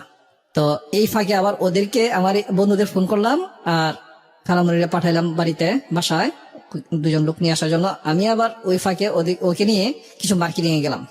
ভাবলাম আজকে যেহেতু বিয়ে করব, সাথে আবার টাকা আছে আমার, ভাবলাম আজকে যেহেতু বিয়ে করবো সেহেতু কিছু অন্তত ওকে দিই। তো ওর জন্য নাকের একটা ফুল কিনি যায় আর ভালো একটা 3 পিস কিনি। আমার জন্য কিছু কিনি না। একবার আমার মনে হইলো ও তো আমাকে বললো না তোমার জন্য তো কিছু কিনলা না, একবারই মনে হচ্ছে জাস্ট, এর বেশি আর মনে হয় নাই। আচ্ছা। এটা নর্মালি আমি নিয়ে নিছি যে অসুবিধা নাই। এই শুরু হলো কিন্তু আমার মনের বেদনা। সাংসারিক বেদনা। ওকে। আমি যখন ওকে নিয়ে আসলাম তখন খালামুনি আসছে মিরপুর হাসপাতালে, আর আমার 2 বন্ধু আসে নাই। আবার ফোন দিলাম, ওরা বলতেছে যে এখনো আসে নাই, ওরা যে ঘুরতে গেছিল এখনো আসে নাই। তো আমি ভাবলাম যেহেতু ওরা 2 জন সাক্ষী নিয়ে আসছে আর 2 জন ছেলেও নিয়ে আসছে, ছোট ছেলে, ওইটা আবার আত্মীয় স্বজনের ভিতরে খুব ভালো ভদ্র ছেলে ওরা। ওকে। পরে ওদেরকে নিয়ে গেলাম, নিয়ে যায় কাজী অফিসে ঢুকলাম। বিয়ের টোটাল কথাবার্তা আলাপ আলোচনা লেখালেখি শেষ। এখন কাবিনের টাকা 5 লাখ ওরা বলতেছে। এখন আমি যে ড্রেস টুস কিনলাম, নাকের ফুল কিনলাম, এরপরে এত টাকা আমার কাছে নাই যে কাবিনের টাকা দেন মোহর যেটা ইটা যেটা কোস্টিংটা যেটা আসে আর কি, এটা দেওয়ার মতো আমার কাছে নাই। ও আচ্ছা, কাবিনের টাকার যে ইয়েটা মানে কাজীকে দেওয়ার জন্য হ্যাঁ, যেটা, হ্যাঁ। এই টাকাটা নাই আমার কাছে। 5 লাখ টাকা দিলেও আমার সমস্যা নাই, আমি বলতেছি। আচ্ছা যদি এটার যে কোস্টিংটা আসে এটা যদি আপনারা দিতে পারেন 5 লাখ না আরো বেশি দেন, সমস্যা নেই আমার। আচ্ছা, এটা আপনি বলতেছেন? আমি বলতেছি ওদের এখানে আপনার চিকনি নামে একটা মেয়ে আছে, ওই মেয়েটা আপনার একটু বেশি বার্গেনিং করতেছে। ওই বলতেছে না দিতে হবে দিতে হবে। আমি বলছি, ঠিক আছে দেন, আপনার কাছে টাকা থাকলে আপনি দেন, প্রয়োজনে আমি পরে আপনাকে দিয়ে দিব, হাওলাতি দেন, আপনার কাছে টাকা থাকলে দেন। 5 লাখ টাকা কাবিন দেন, এটার যে গোষ্ঠীটা আসে এটা আপনি দেন, ওকে, আমি এটার নেক্সট আপনাকে দিয়ে দিব। এখন আমার সাথে এটা কোস্টিং দেওয়ার মতো টাকা নেই। কাবিন তো 10 কোটি দিলে সমস্যা নাই, যদি এটা কোস্টিং না দেওয়া লাগতো আমার কাছে, আমি এরকম আমার মনে হইতেছে। পরে লাস্টে কত টাকা আছে, এত টাকা আছে, এটা কত দেওয়া যাবো, 1 লাখ। 1 লাখ টাকায় দেওয়া হলো কাবিন। সরি, এখানে একটু ভুল হয়ে গেছে। যখন ওনারা বলছে 5 লাখ টাকা দিতে হবে ওই মেয়েটা, চিকনি মেয়েটা, আমি বলছি না 5 লাখ টাকা দেওয়ার মতো এবিলিটি আমার কাছে নাই, এটা কোস্টিং দেওয়ার মতো। তো এখন বিয়ে হবে না, তাহলে চলে যেতে হবে, পরে একসময় করতে হবে। আচ্ছা ঠিক আছে, তাহলে চলে যাই। এটা বইলা, এই কথা বইলা ওরা চলে যাইতেছে, মানে মেরে নিয়ে টানা শুরু করছে, যা চল পরে একসময় হবে। ওটা আবার ওর আপু লাগে, মানে আপন না, যে মহল্লা থাকে বুঝতে পারছেন ঘটনাটা কি দাঁড়ালো? পরে চলে গেল আর কি, নিচে নামে বসছে, দোতলা ছিল কাজে, বেশ নিচে নামে গেছে। তো আমি মনে করলাম ওর আব্বু আমাকে দিয়ে গেছে আমার কাছে, ওর মেয়ে, ওর মা দিয়ে দিল আমার কাছে। কোন জায়গার এক মেয়ে এই কাজের টাকা নিয়ে এই ঝামেলা বাজায় মেয়ে নিয়ে যাইতেছে, মেয়ে দিয়ে আবার একটু কান্না না বাপ। নিচে নামে গেছে, পরে আবার আমি নিচে নামলাম, নামে হাত ধরে আবার নিয়ে আসলাম, কোনো কথা নাই, নিয়ে এসে বলছি উপরে। আমি বলছি কাজে স্যার আপনি করেন, বিয়ে পড়ান, টোটাল কাজ সম্পন্ন করেন, 1 লাখ টাকা দেন। ওই মেয়ে বলতেছে না 5 লাখ টাকা দিতে হবে এনতেন। আমি দেখেন আমার শাশুড়ি এখানে উপস্থিত, উনি যা বলবো তাই। শাশুড়ি হঠাৎ করে বলে ফেললো, বাবা তুমি যা করো তাই, তুমি কাবিন দেওয়ার না দেও। আমি বললাম আপনি 1 লাখ টাকা কাবিন লেখেন আর ওনাদের সাক্ষী সই নেন, আমার সই নেন, আর যা বলার বলেন আপনি। টোটালটা উনি কাজী সাহেব বিয়ে পড়াইলেন। বিয়ে শেষ, আমি ওখান থেকে ওদেরকে নিয়ে আবার নৌকাতে উঠায় দিয়ে দিলাম ওদের এখানে চলে যাওয়ার জন্য। মানে বউকেও দিয়ে দিলেন? বউকেও দিয়ে দিলাম। বিয়ে করলাম ওকে, বিয়ে করে ওকে নদীর এই পার থেকে নৌকায় উঠায় দিলাম, ওদের সবাইকে বাসায় যাওয়ার জন্য। ওরা বাসায় চলে গেল। ওরা খুব রিকোয়েস্ট করলো আমাকে যাওয়ার জন্য, এবং ছেলে 2টা ছিল, ওরা বলতেছে যাইতে হবে। আমি বললাম না ঝামেলা আছে, ওইদিকে পোলাবান বলি এরকম। আমি তখন ওর কনসিভে কয় মাস চলতেছে? কনসিভে 3 মাস সামথিং। ওকে। পরে আমি যখন যাইতে চাই না, ওরা বলতেছে কি ছেলে কি করবো, কোন ছেলে আর কি করবো, আসো তুমি আমার সাথে, তুমি বিয়ে করছো, এখন তুমি বেটার মতো যাও।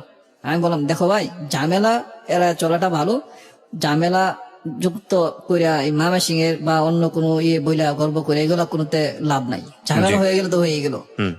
তাও ওরা নিয়ে যাই, ওর সাথে নিয়ে গেল, এবং নদীর ওই পারে যাইলাম, এই নৌকা দিয়ে আমি আবার রিটার্ন চলে আসলাম, ওদেরকে নামাই দিয়ে আসলাম আর কি। আমি বললাম যাও এখন ভাই, আমি আমার ঘরে চলে যাই, আমি পরে আসতেছি, একটু গুজগাছ করে আসতে হবে, একটু সিস্টেমের ভিতরে আসতে হবে। তো আমি যখন চলে আসলাম এখান থেকে চলে আসার পরে আপনার সেপ্টেম্বরের 30 তারিখ বিয়ে করছি। শুক্রবার দিন আমার এক ভাতিজা খলিল নাম, ও আসে আম্মুর একটা চিঠি নিয়ে, যেহেতু 2 মাস ধরে বাড়িতে যাই না বা যোগাযোগ করি না, চিঠি নিয়ে আসছে শুক্রবার, আমি শুক্রবার অফ ডে কিন্তু ডিউটি করতেছি। মানসিক একটু চাপও আছে, চিন্তা ভাবনা কাজে থাকলে মানসিক চাপটা কমে দেবো। পরের দিন আবার যখন ডিউটি করতেছি 9টা-10টার দিকে আমার বাতিতে আসছে চিঠিটা নিয়ে, বলতে তোমার আমার একটা চিঠি দিছে। তখন আমি ডিউটিটা তখনকার মুহূর্তটা আমার জীবনে বলার মতো না। আমি যেন আমার মার মুখের কথা শুনতেছি, আমি পড়তেছি না। আমার কাছে এত খারাপ লাগলো, এত ব্যথায় ব্যথিত হইলাম আমি। পৃথিবীতে যদি সর্বশ্রেষ্ঠ কিছু থাকে মারা গেছে, আমি এটা আমার চোখে দেখছি, আমি বুঝি এখন। 1 মিনিটের ব্যথায় যে ব্যথিতটা হয়, এটার শোধ করার মতো কোনো যোগ্যতা কোনো সন্তানের নাই। চিঠিটা পড়ার পরে আমি তখন এতটাই আমার মার প্রতি আবেগ আপ্লুপ্ত হয়েছি, হওয়ার পরে আমি এটাকে ভুলে গেছি সম্পূর্ণ। তখন আমার আম্মু এরকম ভাবে লিখলো যে তুমি এমন কিছু করো যেটা আমরা মানে মাইনে নিতে পারবো না। তো এখান থেকে আমি চিন্তা করলাম আম্মু বুঝে গেছে মার মন, সবকিছু চিন্তা ভাবনা করে আমি ওখানে যাওয়া বন্ধ করে দিলাম। বৃহস্পতিবার বিয়ে করছি, শুক্রবারে চিঠিটা পাইলাম এবং বাতিজাকে বললাম চিঠিটা কি আজকে নিয়ে আসছো, যেহেতু সকাল সকাল আসছে, সেহেতু আমি প্রশ্ন করলাম না আজকে না, এটা তোমার আম্মু দিছে বুধবার দিন আমি ঢাকা আসছি। বুধবার দিন ঢাকা আসছো, তুমি বুধবার দিন আমার কাছে আসলে না কেন? তাহলে হয়তো আমার জীবনে এই ট্রাজেডিটা হয় না, অন্য একটা দিকে যাইতো, অন্য একটা মূল্যিত হয়তো বা। আম্মু এরকম ভাবে কষ্ট পাইছে, এরকম ভাবে আবেগপ্লুপ্ত হয়ে এই চিঠিটা লিখছে। আম্মু তো আমার মনে হচ্ছে চোখে সব দেখছে, আমার চিঠি পড়ে এরকম মনে হইতেছে। আচ্ছা যাই হোক, এই কষ্টে আমি ওইখানে আর যাই না। না যাওয়াতে 1 দিন 2 দিন 3 দিন 1 মাস, এই আপনার এই মাসটা চলে যা। 23 তারিখ বিয়ে করছি, 7 দিন যায় নাই। সেপ্টেম্বর মাস চলে যা, অক্টোবর মাস যাইতেছে। তো এর মাঝে সেপ্টেম্বর মাসে 28 তারিখ 29 তারিখ একজন আসছিল আমার সম্বন্ধী, আগের তরফের যে সম্বন্ধী। পরে একজনে ডাকিয়ে দিল, আমি গেলাম, বললাম যে ভাই আমি কি আপনি, যে আমি তো শান্তনার বড় ভাই, এই সম্পর্কেই তো তুমি যাইতেছ না, তুমি বিয়ে করছো যাইতেছ না, কারণটা কি? এখানে তো মানুষের সমালোচনা করতেছে। আমি দেখেন মানুষের সমালোচনা করতেছে, আমার আন্টি বলছে যে এই বিষয়টা একদম গোপন থাকবো, এখন পরে জানাজানি হবে। তো আমার ফ্যাক্টরিতে জানছে, ঠিক আছে, আমার ফ্যাক্টরিতে চাপ দিতে যাওয়ার জন্য, কিন্তু আমি মানসিক ভাবে প্রস্তুত না। আর টাকা পয়সার ব্যাপার স্যাপার আছে, আমার রুম নিতে হবে, বাসা নিতে হবে। আমি এগুলো প্রস্তুত করে তারপরে আমি মানে যাবো আর কি। ওনাকে এই কথা বইটা ফেরত দিছি। তারপর অক্টোবরের 3 তারিখে আবার আসলো ওই যে ভাই ছিল, ওই ভাইয়ের ওয়াইফ আসছে, তারপর ছোট একটা শালা আসছে।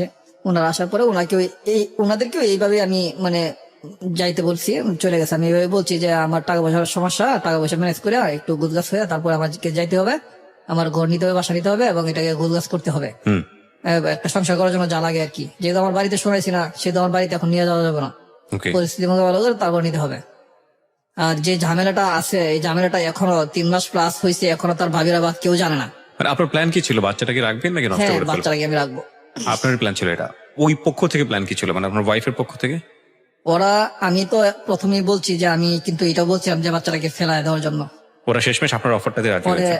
আমি বলছি এটাও করতে পারেন, নয়তোবা আমাকে, আমি এটা মানে মাইনে নিতে রাজি আছি, এটা আমাকে দিয়ে মানে দিতে পারেন, সমস্যা নাই। আমি Okay. পরে ওনারা বলছে যে তুমি যেভাবে মনে করো, তুমি যেভাবে ভালো মনে করো। তো এইভাবে লাস্ট 15 তারিখ আমার ওয়াইফ, শাশুড়ি, আমার 2 বড় ভাইয়ের ওয়াইফ, 2 শালা, 2 সম্বন্ধী, মোটামুটি 9-10 জনের মতো ওরা সবাই আসছে। আসার পরে এর আগে যে আরো কয়েকবার আসছে, ওরা আমাকে নিয়েই যাইবো, আমি যেভাবে হোক সিরিয়াস করছি, ওদেরকে পাঠাইছি, কিন্তু ওই দিনকার তো নিয়েই যাবো, আমার ওয়াইফ সহ আসছে। আমি একটা জিনিস বুঝতে পারছি যে আপনার মায়ের চিঠি পাওয়ার পরে আপনার মনটা তখন আপনার মার দিকে ঘুরে গিয়েছে। জি জি, তখন আপনার কাছে মনে হচ্ছে যে না, আমি যেটা করছি এটা এটা ভুল করে ভুল করে ফেলছি, করাটা ঠিক হয়নি। ঠিক হয়নি। আর এদিক থেকে তো আলটিমেটলি যারা আপনাকে বিয়ে দিয়েছে তারা তো আপনাকে টানাচাড়া করবে, এটাই খুব স্বাভাবিক, কারণ স্বাভাবিক। বিয়েটা হয়ে গেছে। সো ফ্যাক্ট হচ্ছে এটাই। হ্যাঁ, তো সবাই মিলে এসছে। তারপর পরে আমি কি করব, এখন যাইতেই হবে, এখন আর মানে ইয়া নাই, কোনো ওয়ে নাই যে আমি না যাব। পরে আমি বললাম আচ্ছা ঠিক আছে, আজকে আমি যাব, কোনো আমাদের সাথে যাইতে হইব। বারবার বলতেছি আমি একটু গোছ কাজ করে কিছু একটা সাথে বা কিছু একটা কেনাকাটা করবো, তারপর যাবো, আমি যাবো আজকে শিওর কনফার্ম। এটা ওনারা মানতেছে না, যে অনেকবার ঘুরে দিছে, আপনার সমস্যা নাকি, সমস্যা থাকলে বলেন। আমি বলছি বারবারই যে সমস্যা নেই। এখন আবার অলরেডি আবার মুডটা আবার ঘুরে গেছে। এখানে আপনার 23 তারিখ, পরের মাসে 15 তারিখ, এই 22 দিন পরে কিন্তু যাইতেছি। একসাথে বের হয়েছি, বের হয়ে আমি বলছি যে আচ্ছা ঠিক আছে আপনারা যান, আমি মার্কেটে যাই, একটু মার্কেটে যাই, কিছু কেনাকাটা আছে, কেনাকাটা করে পরে আসতেছি। পরে লাস্ট রাস্তায় এটা আমি ম্যানেজ করে ওরা যাইলো, আমাকে যাইতেই হইব। পরে আমি কি করলাম, কিছু কেনাকাটা করলাম, তারপরে গেলাম রাত্রে। রাত্রে গেছি আপনার 8টার দিকে, খাওয়া দাওয়া করলাম এখানে যায়। রাত্রে 11টা 12টা পর্যন্ত আমাকে মানে টোটাল সবাই মানে কাছে রাখছে বা করছে, ওদের ঘর একটা মানে সেভ করছে ওরা মানে থাকার জন্য। আমি 11:30 দিকে চলে আসছি, মানে 11টার দিকে বের হয়েছি। বের হয়ে আমি বলছি এদিকে হাঁটি ওটা আসতেছি, ছাড়তে চাইছিল না বাচ্চা ছাড়া যেটা ওইটাকে সাথে দিছে। আমি পরে ওকে দোকানে একটা কিছু মজা কিনতে দিয়ে আমি বলছি তুই এখানে দাঁড়া খেতে থাক, আমি এটা একটু মানে 1 থেকে আসি, মানে প্রস্রাব করতে আসি এরকম বলছি আর কি। তো ও দাঁড়ায় রয়েছে, আমি চলে আসছি। পরে ওরা আমাকে খুঁজে আমার অফিসের নাম্বার কল দেয়। আমার তো তখন নিজের ফোন নাই, অফিসের নাম্বার ফোন দিলে আমাকে পাইছে। আমি বলছি দেখেন এখানে যে ঝামেলাটা আমি দেখছি, এক বাসায় নিচে উপরে বিছানা, এভাবে আমি থাকতে পারবো না, আপনাকে আমাকে ক্ষমা করবেন। আমি তো গেছি, আমার সম্পর্ক ঠিক আছে, সম্পর্ক থাকবো। আমি এটা মানে করতেছি, প্রসেস করতেছি রুম নেওয়ার জন্য, তারপরে আমি আসবো আবার। এটা তো আপনি আগে থেকেই জানতেন, কারণ সে বাসা আপনি পড়াতেন। হ্যাঁ জানতাম, এই জন্য তো যাই নাই। তারপরে তো আমাকে নিচে এভাবে, আচ্ছা। তো আমি চলে আসলাম। পরে ঠিক পরের দিন যাই আমি একটা রুম নিলাম। রুম নিলাম বলতে কি ওরাই একটা রুম ছাড়ে দিছে, মানে বিয়ের কতদিন পরের ঘটনা? বিয়ের 23 দিন পরের ঘটনা এটা। তখনও আপনাদের মধ্যে স্বামী স্ত্রী যে ব্যাপার না, এগুলো সম্পর্ক কিছু হয়নি? হয় নাই। ওকে। পরে আপনার যখন পরের দিন আবার আমাকে ফোন করছে, আমি ডিউটি করতেছি, তখন আমার ফোন করছে রুম একটা ম্যানেজ হয়েছে, মানে আমার শাশুড়ির রুমের সাথে রুম হুম। আরেকজন আসছিল, ওইটাকে মানে ম্যানেজার দিয়ে মানে এটা ক্লিয়ার করেছে, তাকে অন্য আরেক রুমে পাঠাইছে। তো আমি বলছি না, এটা তো আপনারা আমাকে মানে ভাবে ফোন করছে, আমি মিথ্যা কথা বলে নিতেছেন। না ভাই সত্যি আপনি আসেন, আসলে কালকে যেমন গেছেন আজকে যাইতে পারবেন না, আপনি ভাইনা রাখুন নাকি? আমি বলছি ঠিক আছে আসছি। আইসা দেখি ঠিকই রুম ক্লিয়ার করছে। ওরা এমন ভাবে গোছগাছ করে রুমের মানে দিনের বেলা কমপ্লিট করে রাখছে, আমি আসলে আমাকে তালা দিব।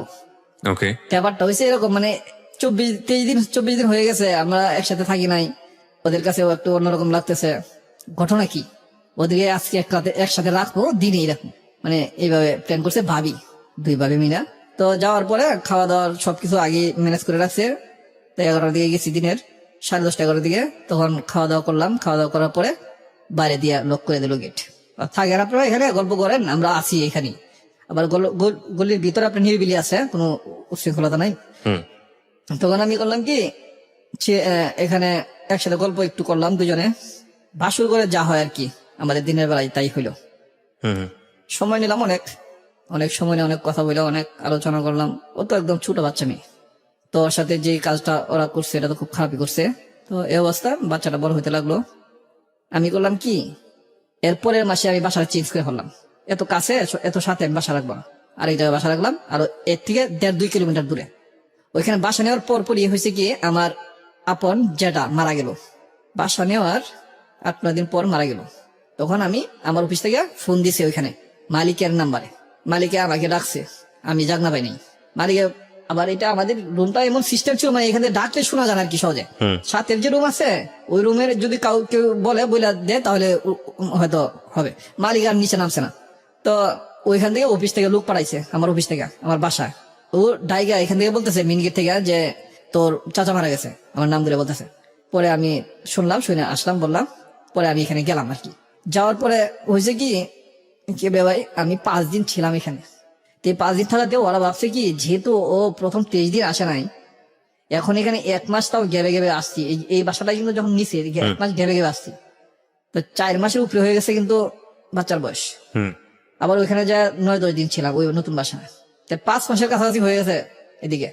আবার এদিকে বাড়িতে এসে 5 দিন খাবার দাবারের যে একটা আয়োজন, এটা শেষ করে আমি আসবো এরকম প্ল্যান।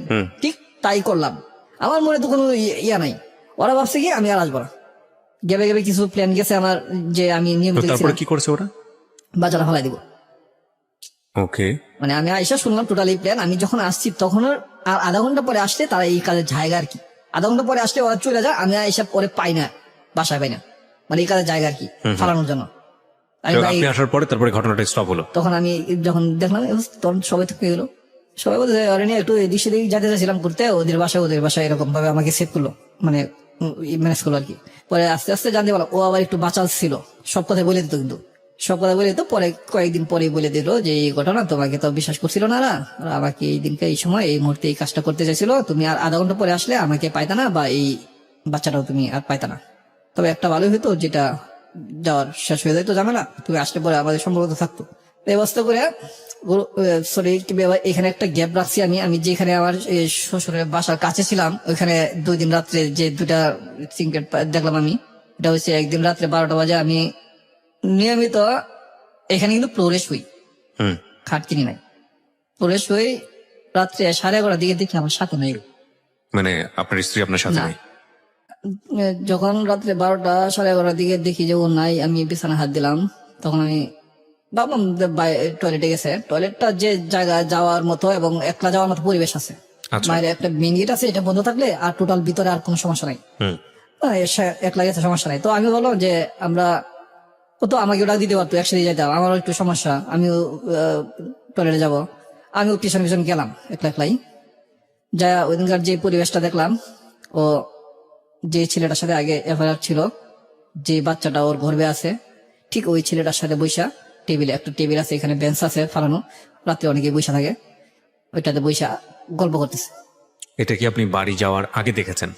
হ্যাঁ, বাড়ি যাওয়ার আগে। এটা বিয়ের যে মাসে আমি নতুন ভাড়া নিছি বাসাটা, আমার শ্বশুরের বাসার সাথে, বিয়ের 24-25 দিন পরের ঘটনা আর কি। My goodness. ওর সাথে বৈশা এরকম গল্প করতেছে। তো এইটা আমার মাথায় অনেক মানে চাপ লাগছে, কিন্তু আমি তারপরেও নেই নাই কেন, হয়তো বা এলাকার পোলাবার মানে আবার একটু প্রভাবশালীও রংবাস টাইপের, হয়তো আইসে কোনো বিষয়ে কোনো কমিটমেন্ট বাকি ছিল, হয়তো এটা শেষ করতে আসছে বা একটা গল্প এরকম হইতে পারে। ফাইন, আপনি আমি আমি এভাবে বুঝে নিলাম। তখন আমি ওকে প্রশ্ন করলাম, কি ব্যাপার তুমি এখানে বসে আছো, আমাকে ডাক দিলে না কেন? রাইট। বলতেছে একটু গরম লাগতেছিল ওই জন্য। আমি ফ্যান আছে রুমে, তোমার গরম লাগতেছে মানে? বাইরে গেছিলাম, টয়লেটে গেছিলাম। গল্প হাইড করলো সে। টয়লেটে যাবো, আমাকে নিয়ে যেতা। হুম। ও আর কোনো কথা বললো না, ও চলে আসলো, রুমে ঢুকলো, আমিও ঢুকলাম। আমি বলছি যে দেখো, এইভাবে যদি কোনোদিন বের হও তা আমাকে সাথে নিয়ে বের হবা। এটা কি আপনি ওই ছেলেটার সামনেই বলেছেন? হ্যাঁ, আমি ওই বাকি কথাগুলি ওর সামনে বললাম, আর এখন ঘরের ভিতরে এই কথাগুলি বলতেছি। আচ্ছা আগে যে কথাগুলি বলছি সেই কথাগুলি ওই ছেলেটার সামনে বলছি। আচ্ছা। তুমি এখানে আসছো কেন, আসছো, আসবা, আমাকে নিয়ে আসবা না? ও বলতে প্রস্রাব করতে গেছি বা গরম লাগছে এরকম। তো ওই ছেলেটা কোনো কথা বলেনি আপনার ওই সাথে? ছেলেটা কোনো কথা বলে নাই তখন। আচ্ছা। কিন্তু গল্পটা যে ওরা দুজন করতেছে, আমার গেটটা এমন সিস্টেমের, গেটটা আপনাতেই লাইগা যায়, টান দিলে আপনাতেই যায় লাগা। ঠিক আছে, হ্যাঁ। তারপর পরে ঘরে আমি এভাবে বুঝাইলাম, আমি দেখো এরকম যেন না হয়, আমাকে সাথে নিয়ে যাওয়া। পরের দিন আবার ঠিক সেম একই ঘটনা। দেখলো, আমরা দুজনের দৈহিক সম্পর্ক হয়েছে। তো এই সময় একটু শারীরিক অবস্থা একটু অন্যরকম থাকে, একটু শুইলে ঘুম ধরে, তো আমিও ঘুমিয়ে পড়ছি। ঘুমিয়ে পড়লেও একটু মানে ঘুমের একটু ছিল, আমার সম্পূর্ণ রেশ লাগে নাই। ও বাইরে গেছে, গেটটা একটু শব্দ করে টুন করে, আবার মিশে যখন তখন একটু টুন করে শব্দ করে, তখন আমি জাগনা হই। আমি তখন নলেজে রাখি এবং চুপ করে শুয়ে থাকি। তো গেছে, যাওয়ার পর আমি কিছুক্ষণ পরে গেছি, যাই টয়লেটে ওরা দুজনে একই অবস্থা। টয়লেটে? জি। বয়স কত ছিল আপনার স্ত্রীর? 14 বছর। সি, কোনো ইভালুয়েট করবো না, জাস্ট স্টোরিটা শুনতে চাই। তারপর? এই অবস্থা দেখা আমি এদিনকা একটু দূর থেকে বললাম, কি তুমি কি টয়লেটে? মানে আমি তো দেখছি টোটাল, হুম। এটা আকাশে খোলা, কোনো ছাদ নাই, মানে চতুর্দিকে পাকা করা, এদিকে ছালা দেওয়া, মানে ছালা, চট ছালা আছে না, সুতলির চট, এরকম ছালা দেওয়া। যখন এটা মানে ডাকনা রাখছে, ফাঁকা কিন্তু অনেকটাই দেখা যায় ভিতরে। যাক, আপনি দেখছেন এটা, আপনি আপনার মতো করে বলছেন। হ্যাঁ। তো পরে আমি মানে না দেখার বান ধরে আমি এদিকে দাঁড়ায় বললাম যে কি প্রস্রাব টয়লেট হয়েছে? তখন চালু চালু করে বের হয়ে আসছে। কি ব্যাপার, বলার সাথে বের হয়ে আসলা? চলো চলো, হয়ে গেছে। আমি তো করবো। কত তুমি পুরুষটা যাও? আচ্ছা না, এখানে করে এখন তো আর পুরুষ নারীদের কোনো সমস্যা নাই। এই কথা বলতেছি আর ঢুকতেছি, আমার হাতে ধরে রাখছি। আমি ছালা টান দিলাম, দেখি ও দাঁড়ানো। মানে আমি কথা হলো যেটা হোক, আমি ওকে করবো, ফেস করাবো যে আমি জানি জিনিসটা, জানাই দিই এরকম। এটা জানার পরেও দেখেন মানুষ কতটুকু সেফটি ওয়াইজ করলে। এক্স্যাক্টলি, আমি বলি, আপনার বলা উচিত না, এটা আমিই বলবো। কজ এই ঘটনার পর আপনি বাড়ি গেছেন এবং বাড়ি থেকে আপনি আবার ফিরে এসছেন। আপনি পারফেক্ট টাইমে না আসলে আর আধা ঘন্টার মধ্যে যদি দেরি করে আসতেন, তাহলে আপনার বাচ্চাটাকে, আপনার তো বাচ্চা আসলে তখন এটা মানে আপনার ঔরসে না, কিন্তু লিগেলি যেটা মানুষ জানে, সেই বাচ্চাটাকে অ্যাবর্ট করে ফেলা হতো। বিষয়টা তো তাই, রাইট? এবং এই ঘটনার দ্বারা ওরা বুঝেছে, যেহেতু আপনি জিনিসটা জেনে গেছেন, সুতরাং ওদের মনের মধ্যে সন্দেহ তৈরি হয়েছে যে যেহেতু ছেলেটা জানে, সুতরাং ও আর ফিরবে না, বাড়ি থেকে আর ফিরবে না। এক্স্যাক্টলি। ওকে, তারপর কি হলো? এই অবস্থা কার মাথা ঠিক থাকবো বলেন? কারো মাথা ঠিক থাকাই উচিত না। তারপরেও আমি ওর বাবার কথা মনে করি শুধু। ওর বাবা আমার হাতে হাত ধরে আমাকে বললো এতিম মেয়েটা দিছি, মেয়েটা একটু তারসিরা টাইপের, মাথা একটু বেশি ভালো কাজ করে না, তুমি একটু বোঝায় শোনা রাখবা তোমার মতো করে। তখন চিন্তা করলাম একবার এরকম একটা নোংরামি করে এই নোংরামির ফসলও নিয়ে বেড়াইতেছে, এটা নিয়ে যদি আমি মানে নিতে পারি তাহলে এরকম এরকম ঘটনা কেন নিতে পারবো না? এরকম কিছু একটা এই হয়েছে। সেলফ জাজমেন্টটা না কোনো অনেক মানে কি লাকি একটা মানুষের পাওয়া যায়। মানুষ কিরকম কিছু পারে আমি জানি না, এরপরে আরো কিছু যে হয়েছে এগুলো তো আরো অসম্ভব কিছু।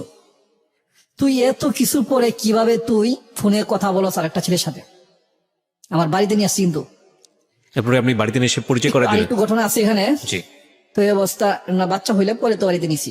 তো এই অবস্থা থাকতেছে আমি আবার বাসা চেঞ্জ করলাম, ওই এখান থেকে বাসা চেঞ্জ করলাম, বাসা নিয়ে গেলাম। এটা তো বাসা চেঞ্জ করার আগে কথা বললাম, বাসা চেঞ্জ করলাম, বাসা নিয়ে গেলাম। ওইখানে তো বাড়ি থেকে আইসা পরে এই ঘটনা, ওই বাসার থেকে আমার বাচ্চাটা হয়েছে। বাচ্চা হওয়ার পরে আমার শাশুড়ি বাসা থাকে, এদিকে আমার শ্বশুর মারা যাওয়াতে আমার শাশুড়ির বাসা ভাড়া হয়ে যাওয়া অনেক, এইগুলা দিকে আর যাইতে চাই না। এখানে অনেক ঝামেলা হয়েছে, এই টাকাগুলো আমি দিছি। হুম। দেখেন ভাই অনেক টাকাগুলি বাইজা যায়, আর আমি এদিকে এত পরিশ্রম করছি। তখনকার সময়ে আপনার 1000 2000 টাকার উপরে অ্যাডভান্স দিত না কোনো ওয়ার্কারে। আমার 15,000 টাকা করে অ্যাডভান্স দিছে, 20,000 টাকা করে অ্যাডভান্স দিছে আমার মালিকে। আমার বাচ্চারা যখন সিজার হয়েছে তখনকার আমি 20,000 টাকা অ্যাডভান্স নিছি এবং আরো টাকা ছিল আমার কাছে, এগুলো খরচ হয়েছে টোটালে। He is a good man. Good man এই কারণে বলছি, উনি লাইনটা বলেছে আমার বাচ্চাটা যখন, এখানে উনি সচেতন ছিলেন না। এবং ওনার মুখ থেকে আমি কিন্তু বছরের পর বছর মানুষের গল্প প্রচার করি এবং আমি জানি যে কে কোথায় মিথ্যা বলছে, কে কোথায় সত্য বলছে। এবং উনি যখন বললো যে আমার বাচ্চাটা, উনি খুব ইজিলি এখানে বলে ফেলতে বলতো ওর বাচ্চাটা, কিন্তু ওটা ও বলেনি। উনি বাই হার্ট ফিল করেছে। এবং আজকের এই গল্পটার অন্য জায়গাতে, প্রিয় শ্রোতা, আমি একদম শেষ দিকে এসে আপনার কথাটা বলবো, আপনাদের গা শিউরে উঠবে। আমি বহুবার গা শিউরে উঠেছে আমার। আমি যাই একটু সামনের দিকে যাই, আমাদের হাতে সময় খুব অল্প আছে। হ্যাঁ, তখন বাচ্চাটা হইলো আমার এখানে, সিজারে হইলো। সিজারে হওয়াতে আমার এখানে প্রচুর টাকা গেছে। বাচ্চাটা একটু হওয়াতে ওদের একটু সমস্যার কারণে আমার এতগুলি টাকা গেছে। যাই হোক, দুইবার সিজারের টাকা গেছে। একবার যখন হয়েছে তখন তো সিজার করা হয়েছে, তখন এরপরে আবার ওরা উত্তেজিত হয়েছে, লড়াচড়া করছে, অনিয়মে চলছে, শিলিগুলো আবার পচে গেছে।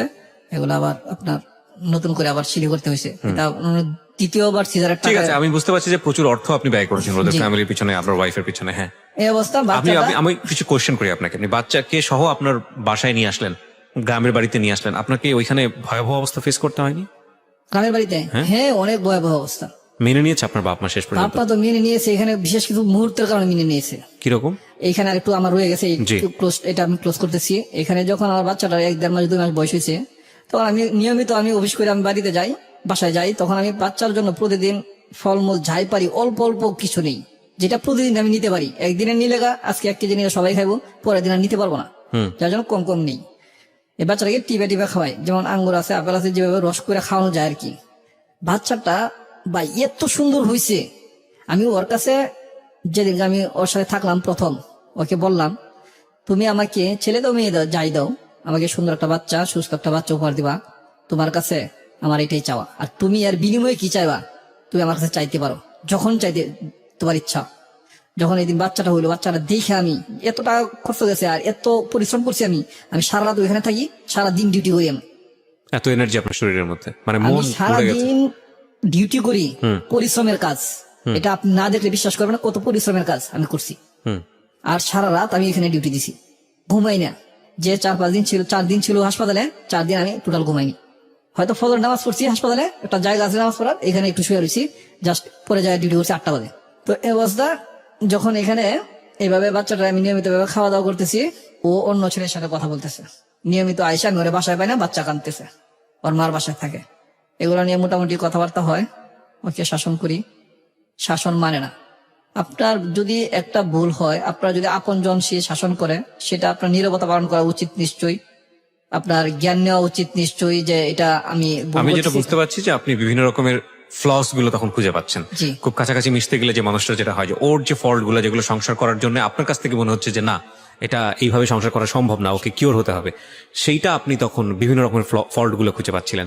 বাট আমি চুম্বক জায়গাগুলোতে একটু আসতে চাই, যদি ইম্পর্টেন্ট কিছু থাকে তাহলে আপনি এই জায়গাটা ক্লোজ করে আপনি আমার ওই প্রশ্নটার উত্তর দেন যে আপনি বাসায় কিভাবে ম্যানেজ করেছেন। পরে মনে করেন এখানে এই অবস্থা করে, আচ্ছা যাই হোক অনেক ঝামেলা গেছে, ঝামেলার পরে আমি দেখতেছি না ওকে এখানে রাখা যাবে না।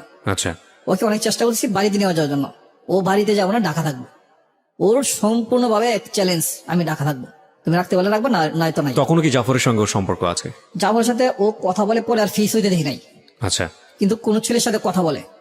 আচ্ছা। এখন কার সাথে কথা বলে এটা আমি জানি না। এর মধ্যে আবার ও কিছু দুর্ঘটনা ঘটছে, আমার আসা যাওয়াতে রাস্তা আমার আটকাইছে, আমার মারার চেষ্টা করছে, কে, জাফর? মারামারি হয়েছে, কিন্তু আমার সাথে পারে নাই। এটা মানে পোলাপান অল্প ছিল এবং ছোট ছিল, ওরা আমার সাথে পারে নাই। মানে আমি মাইরটা কম খাইছি, মাইর এত বেশি খাই নাই, যেটা কোনো সমস্যা হয় মানে না। জাফরের কথা বলছিলাম। হ্যাঁ, ওদের গ্রুপ আর কি, ওরা আমার আটকাইছিল, অনেক ঝামেলা হয়েছে এদিকে আর কিছু রাত্রে আসা যাওয়ার ভিতরে। আচ্ছা, গল্পটা যেহেতু ছোট করতে চাইছেন, আমি একটু ভালো ক্লোজ যেগুলো এগুলো দিয়ে যাচ্ছি। তো এখানে করলাম কি, আমি চেষ্টা করছি ওকে বাড়িতে নেওয়ার জন্য। ও যাবে না, ও এখানে থাকবে, ও এইখানে থাকবে এবং ভালোভাবে থাকবে, ভালো পরিবেশে থাকবে। আমি ওইখানে ওরে রাখবো না এবং ভালো পরিবেশে রাখবো না। ওকে আমি খরচাপাতি দেওয়া বন্ধ করলাম। এর আগে কিন্তু ওরা দুধের বাসার ভাড়া, ওর বাবা মারা যাওয়ার পরে যে বাসা ভাড়া জমছিল ওগুলো সব দিছি, এখন টোটাল বন্ধ করে দিলাম খরচ। এখন ও আমার সাথে আরো বেশি করতেছে। এর আগে কিন্তু অনেক কিছু আমি বাদ দিছি, ওর কাপড় চোপড় কিন্তু আমি ধুয়ে দিছি। ও কিন্তু নোংরা একটু টাইপের, বুঝতে পেরেছি। হইতে পারে অনেক, কিন্তু একটু নোংরা টাইপের। কোমল থেকে কঠিন হয়েছেন। হ্যাঁ আচ্ছা, আমি করলাম কি, পরে প্ল্যান করলাম ওকে কিছু দিব না, কিছু দিই না। ও আরো বেশি প্রখর হয়ে গেল, ও আমার দিকে আরো বেশি মানে উল্টা হয়ে গেল, যে না এখানে রাখতে হবো, আমাকে সব দিতে হবো, আমার ফ্যাক্টরিতে চলে যা, ওইখানে যায় আমার দেখা দেখি পরিবেশ নষ্ট করে।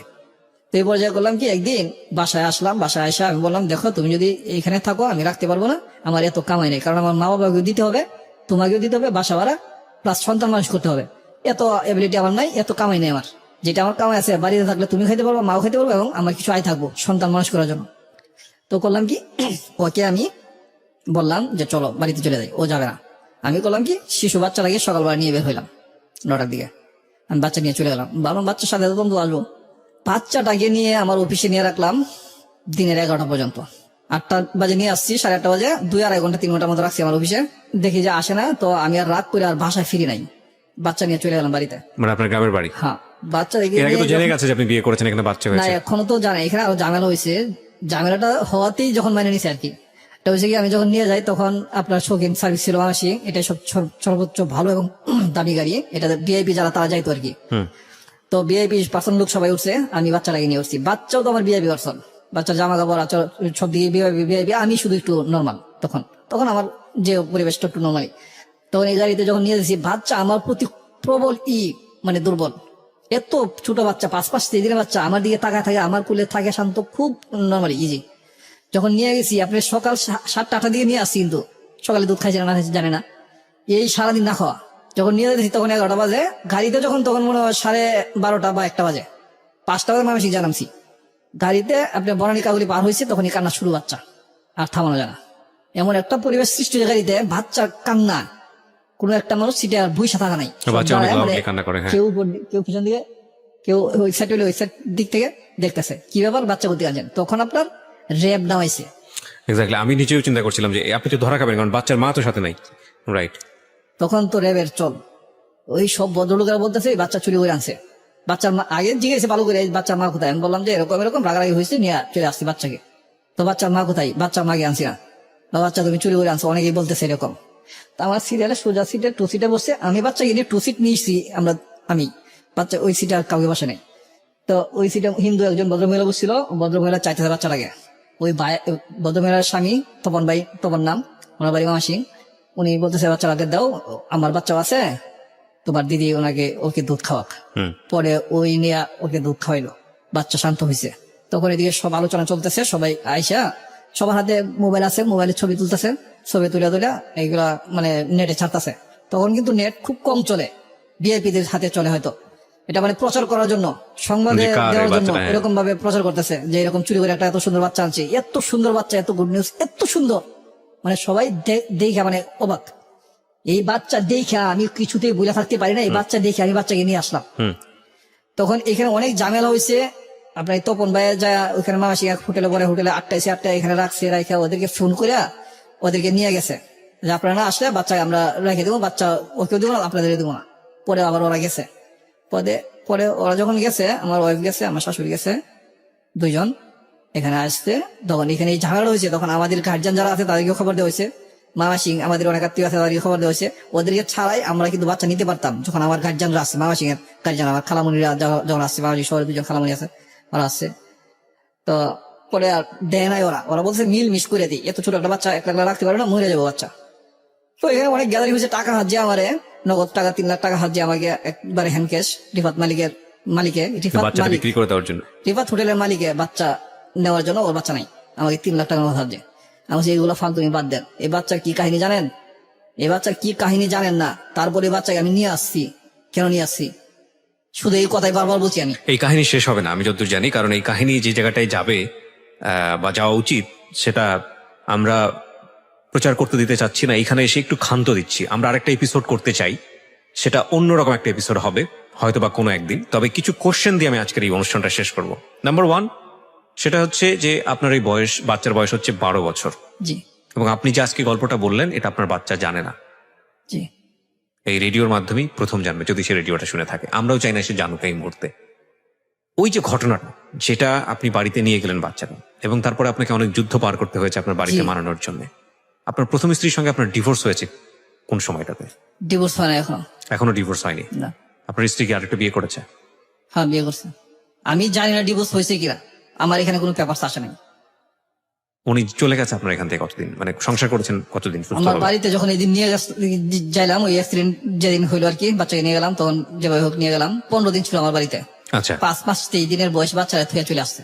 এই চলে আসে, এই শেষ চলে আসে? চলে আসে, শেষ চলে আসে। এরপরে আসে যায়নি কখনো? না। নিজের বাচ্চার খোঁজ আর কখনো নেয়নি? আমি আপনার স্ত্রীকে মোটেও দোষী করব না, আমি আপনার স্ত্রীর দিকে আঙ্গুলও তুলব না। আমি বরং আপনাকে দেখতে চাই আজকের অনুষ্ঠানের মধ্য দিয়ে। আপনি আর বিয়ে করেননি? আমি বিয়ে করছি 6 বছর পর, 7 বছরের মাথায় বিয়ে করছি। আচ্ছা, আপনার স্ত্রী কি আপনার এই সন্তানের বিষয়ে সবকিছু জানেন? আজকে যেটুক বলছি এটুক সবটুকু জানে না। আর ওই বাচ্চাটা আমার এটাই জানে। আমি এইভাবেই ওকে স্বীকৃতি দিছি। আর আমার জীবনের সবচেয়ে বড় চিন্তা, আমার জীবনে উপার্জন করে আমি ভালো স্বচ্ছন্দ চলতে চাই না, আমি স্বাভাবিক চলতে চাই। আমার জীবনের চিন্তা একটা, এরকম ধরনের বাচ্চা আরো পাইলে আমি আরো নিব। ওদেরকে আমি ভালো ডক্টরেট ডিগ্রি বা ইঞ্জিনিয়ার বা ভালো ডাক্তার বা কোনো প্লেনের ক্যাপ্টেন, এরকম আমি কিছু বানাইতে চাই। আমি এরকম পোলাপান পাইলে আমি আরো, আমার জীবনে একটাই স্বপ্ন এখন, আমার জীবনে আর কোনো আশা নাই, কোনো আকাঙ্ক্ষা নাই। এখন যে ওয়াইফটা আমার আছে, ওইটার 2টা বাচ্চা হয়ে 2টা বাচ্চা মারা গেছে। তারপরে আপনার বাচ্চা ওইটা আমার একটাই? সিজার হয়েছে, এখানে আমার লাখ লাখ টাকা গেছে, আমি সর্বশান্ত হয়ে গেছি। মানে আপনার বাচ্চা একটাই? বাচ্চা আমার এই ছেলে একটাই। এই ছেলেটা একটাই? এখন আমার ওয়াইফ এটা নিয়ে ঝগড়া করে যে তুমি বাচ্চা নিতে চাও না, বাচ্চা হয়েছে 2টা মরে গেছে, এখন আবার আমি নিতেছি না, যে ও বলতেছে নিতে চাও না, কারণ কি তোমার বাচ্চা আছে এই জন্য। এটা নিয়ে এই ঝামেলা এখন। আপনার স্ত্রী আজকের এই অনুষ্ঠানটা, আপনি যেটা বলছিলেন যে আপনার স্ত্রী অনুষ্ঠানটা শোনে, এবং আপনার স্ত্রী অনুষ্ঠানটা শোনার পরে যদি আপনাকে রেসপেক্ট না করে, তাহলে আমি বলবো যে মানুষের জীবনে কিছু সংকীর্ণতা থাকে, সেই সংকীর্ণতা থেকে সে বেরোতে পারেনি, হয়তো পারেনি, কিন্তু আমি সেই নেগেটিভটা ভাবতে চাই না। আপনি এখানে যা বলেছেন সেখানে আপনাকে মিথ্যা ভাবার বা আপনাকে যা বলছেন সেটা সত্য না, আপনি এরকম ফোন দিয়ে ভাবার কথা কোনো, বলেন আমার wife-এর সাথে। আমি জানি সেটা ভাবার কোনো কারণ নেই। এটা আপনি যেটা বলেছেন সেই জায়গাটায় যদি একটা মেয়ে বসে থাকতো, আমার এটা বিশ্বাস করতে খুব সহজ হতো।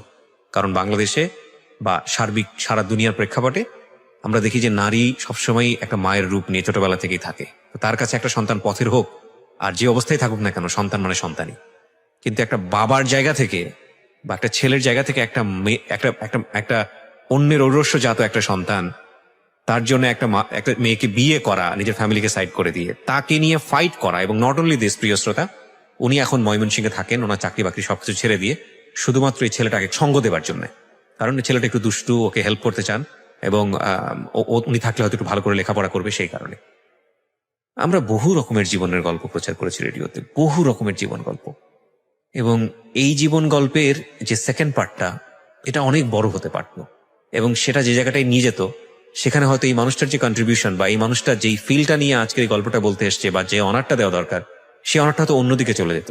কারণ আমরা জানি যে 2 ঘন্টা আপনারা এক ধরনের নদী স্রোতের মতো ভেসে গেছেন। উনি যেখানে আপনাদেরকে নিয়ে গেছেন সেখানেই গেছেন, উনি যেখানে পজ দিয়েছেন সেখানে পজ নিয়েছেন। আমরা যে জায়গাটায় এসে শেষ করছি সেটা হচ্ছে উনি অসাধারণ একটা মানুষ। আমরা ইবাদতের মাধ্যমে অবশ্যই সৃষ্টিকর্তার প্রিয় হতে চাই, কিন্তু প্রত্যেকটা মানুষেরই কিছু জীবন দর্শন থাকা উচিত। সেই জীবন দর্শনের মাধ্যমে তার কাছে প্রিয় হওয়াটা, এটা প্রিয়তম, মানে প্রিয় থেকে প্রিয় যেটা বলা চলে, এই মানুষটা হওয়াটা জরুরি। আমরা জানি যে রমজানের এই মাসে অনেকেই আমরা জেগে থেকে আজকের এই অনুষ্ঠানটা শুনলাম, এবং অনেকেই হয়তোবা আরো ঘন্টা 2 জেগে সেহরি খেয়ে তারপরে রোজা রাখতে যাব। আমরা সবাই নেক দিলে ওনার সন্তানের জন্য দোয়া করব, এবং একই সাথে ওনার জন্য দোয়া করব। আমরা এরকম ভালো মনের মানুষ চাই। আমাদের সমাজে সেই সব মানুষরা আইকন হয় যেসব মানুষদের অনেক বড় অর্জন থাকে, অনেক বড় বড় ক্রেস্ট থাকে, অনেক বড় বড় সম্মাননা পত্র থাকে, কিংবা আর্থিক অর্থে অনেক বড় সাফল্য থাকে।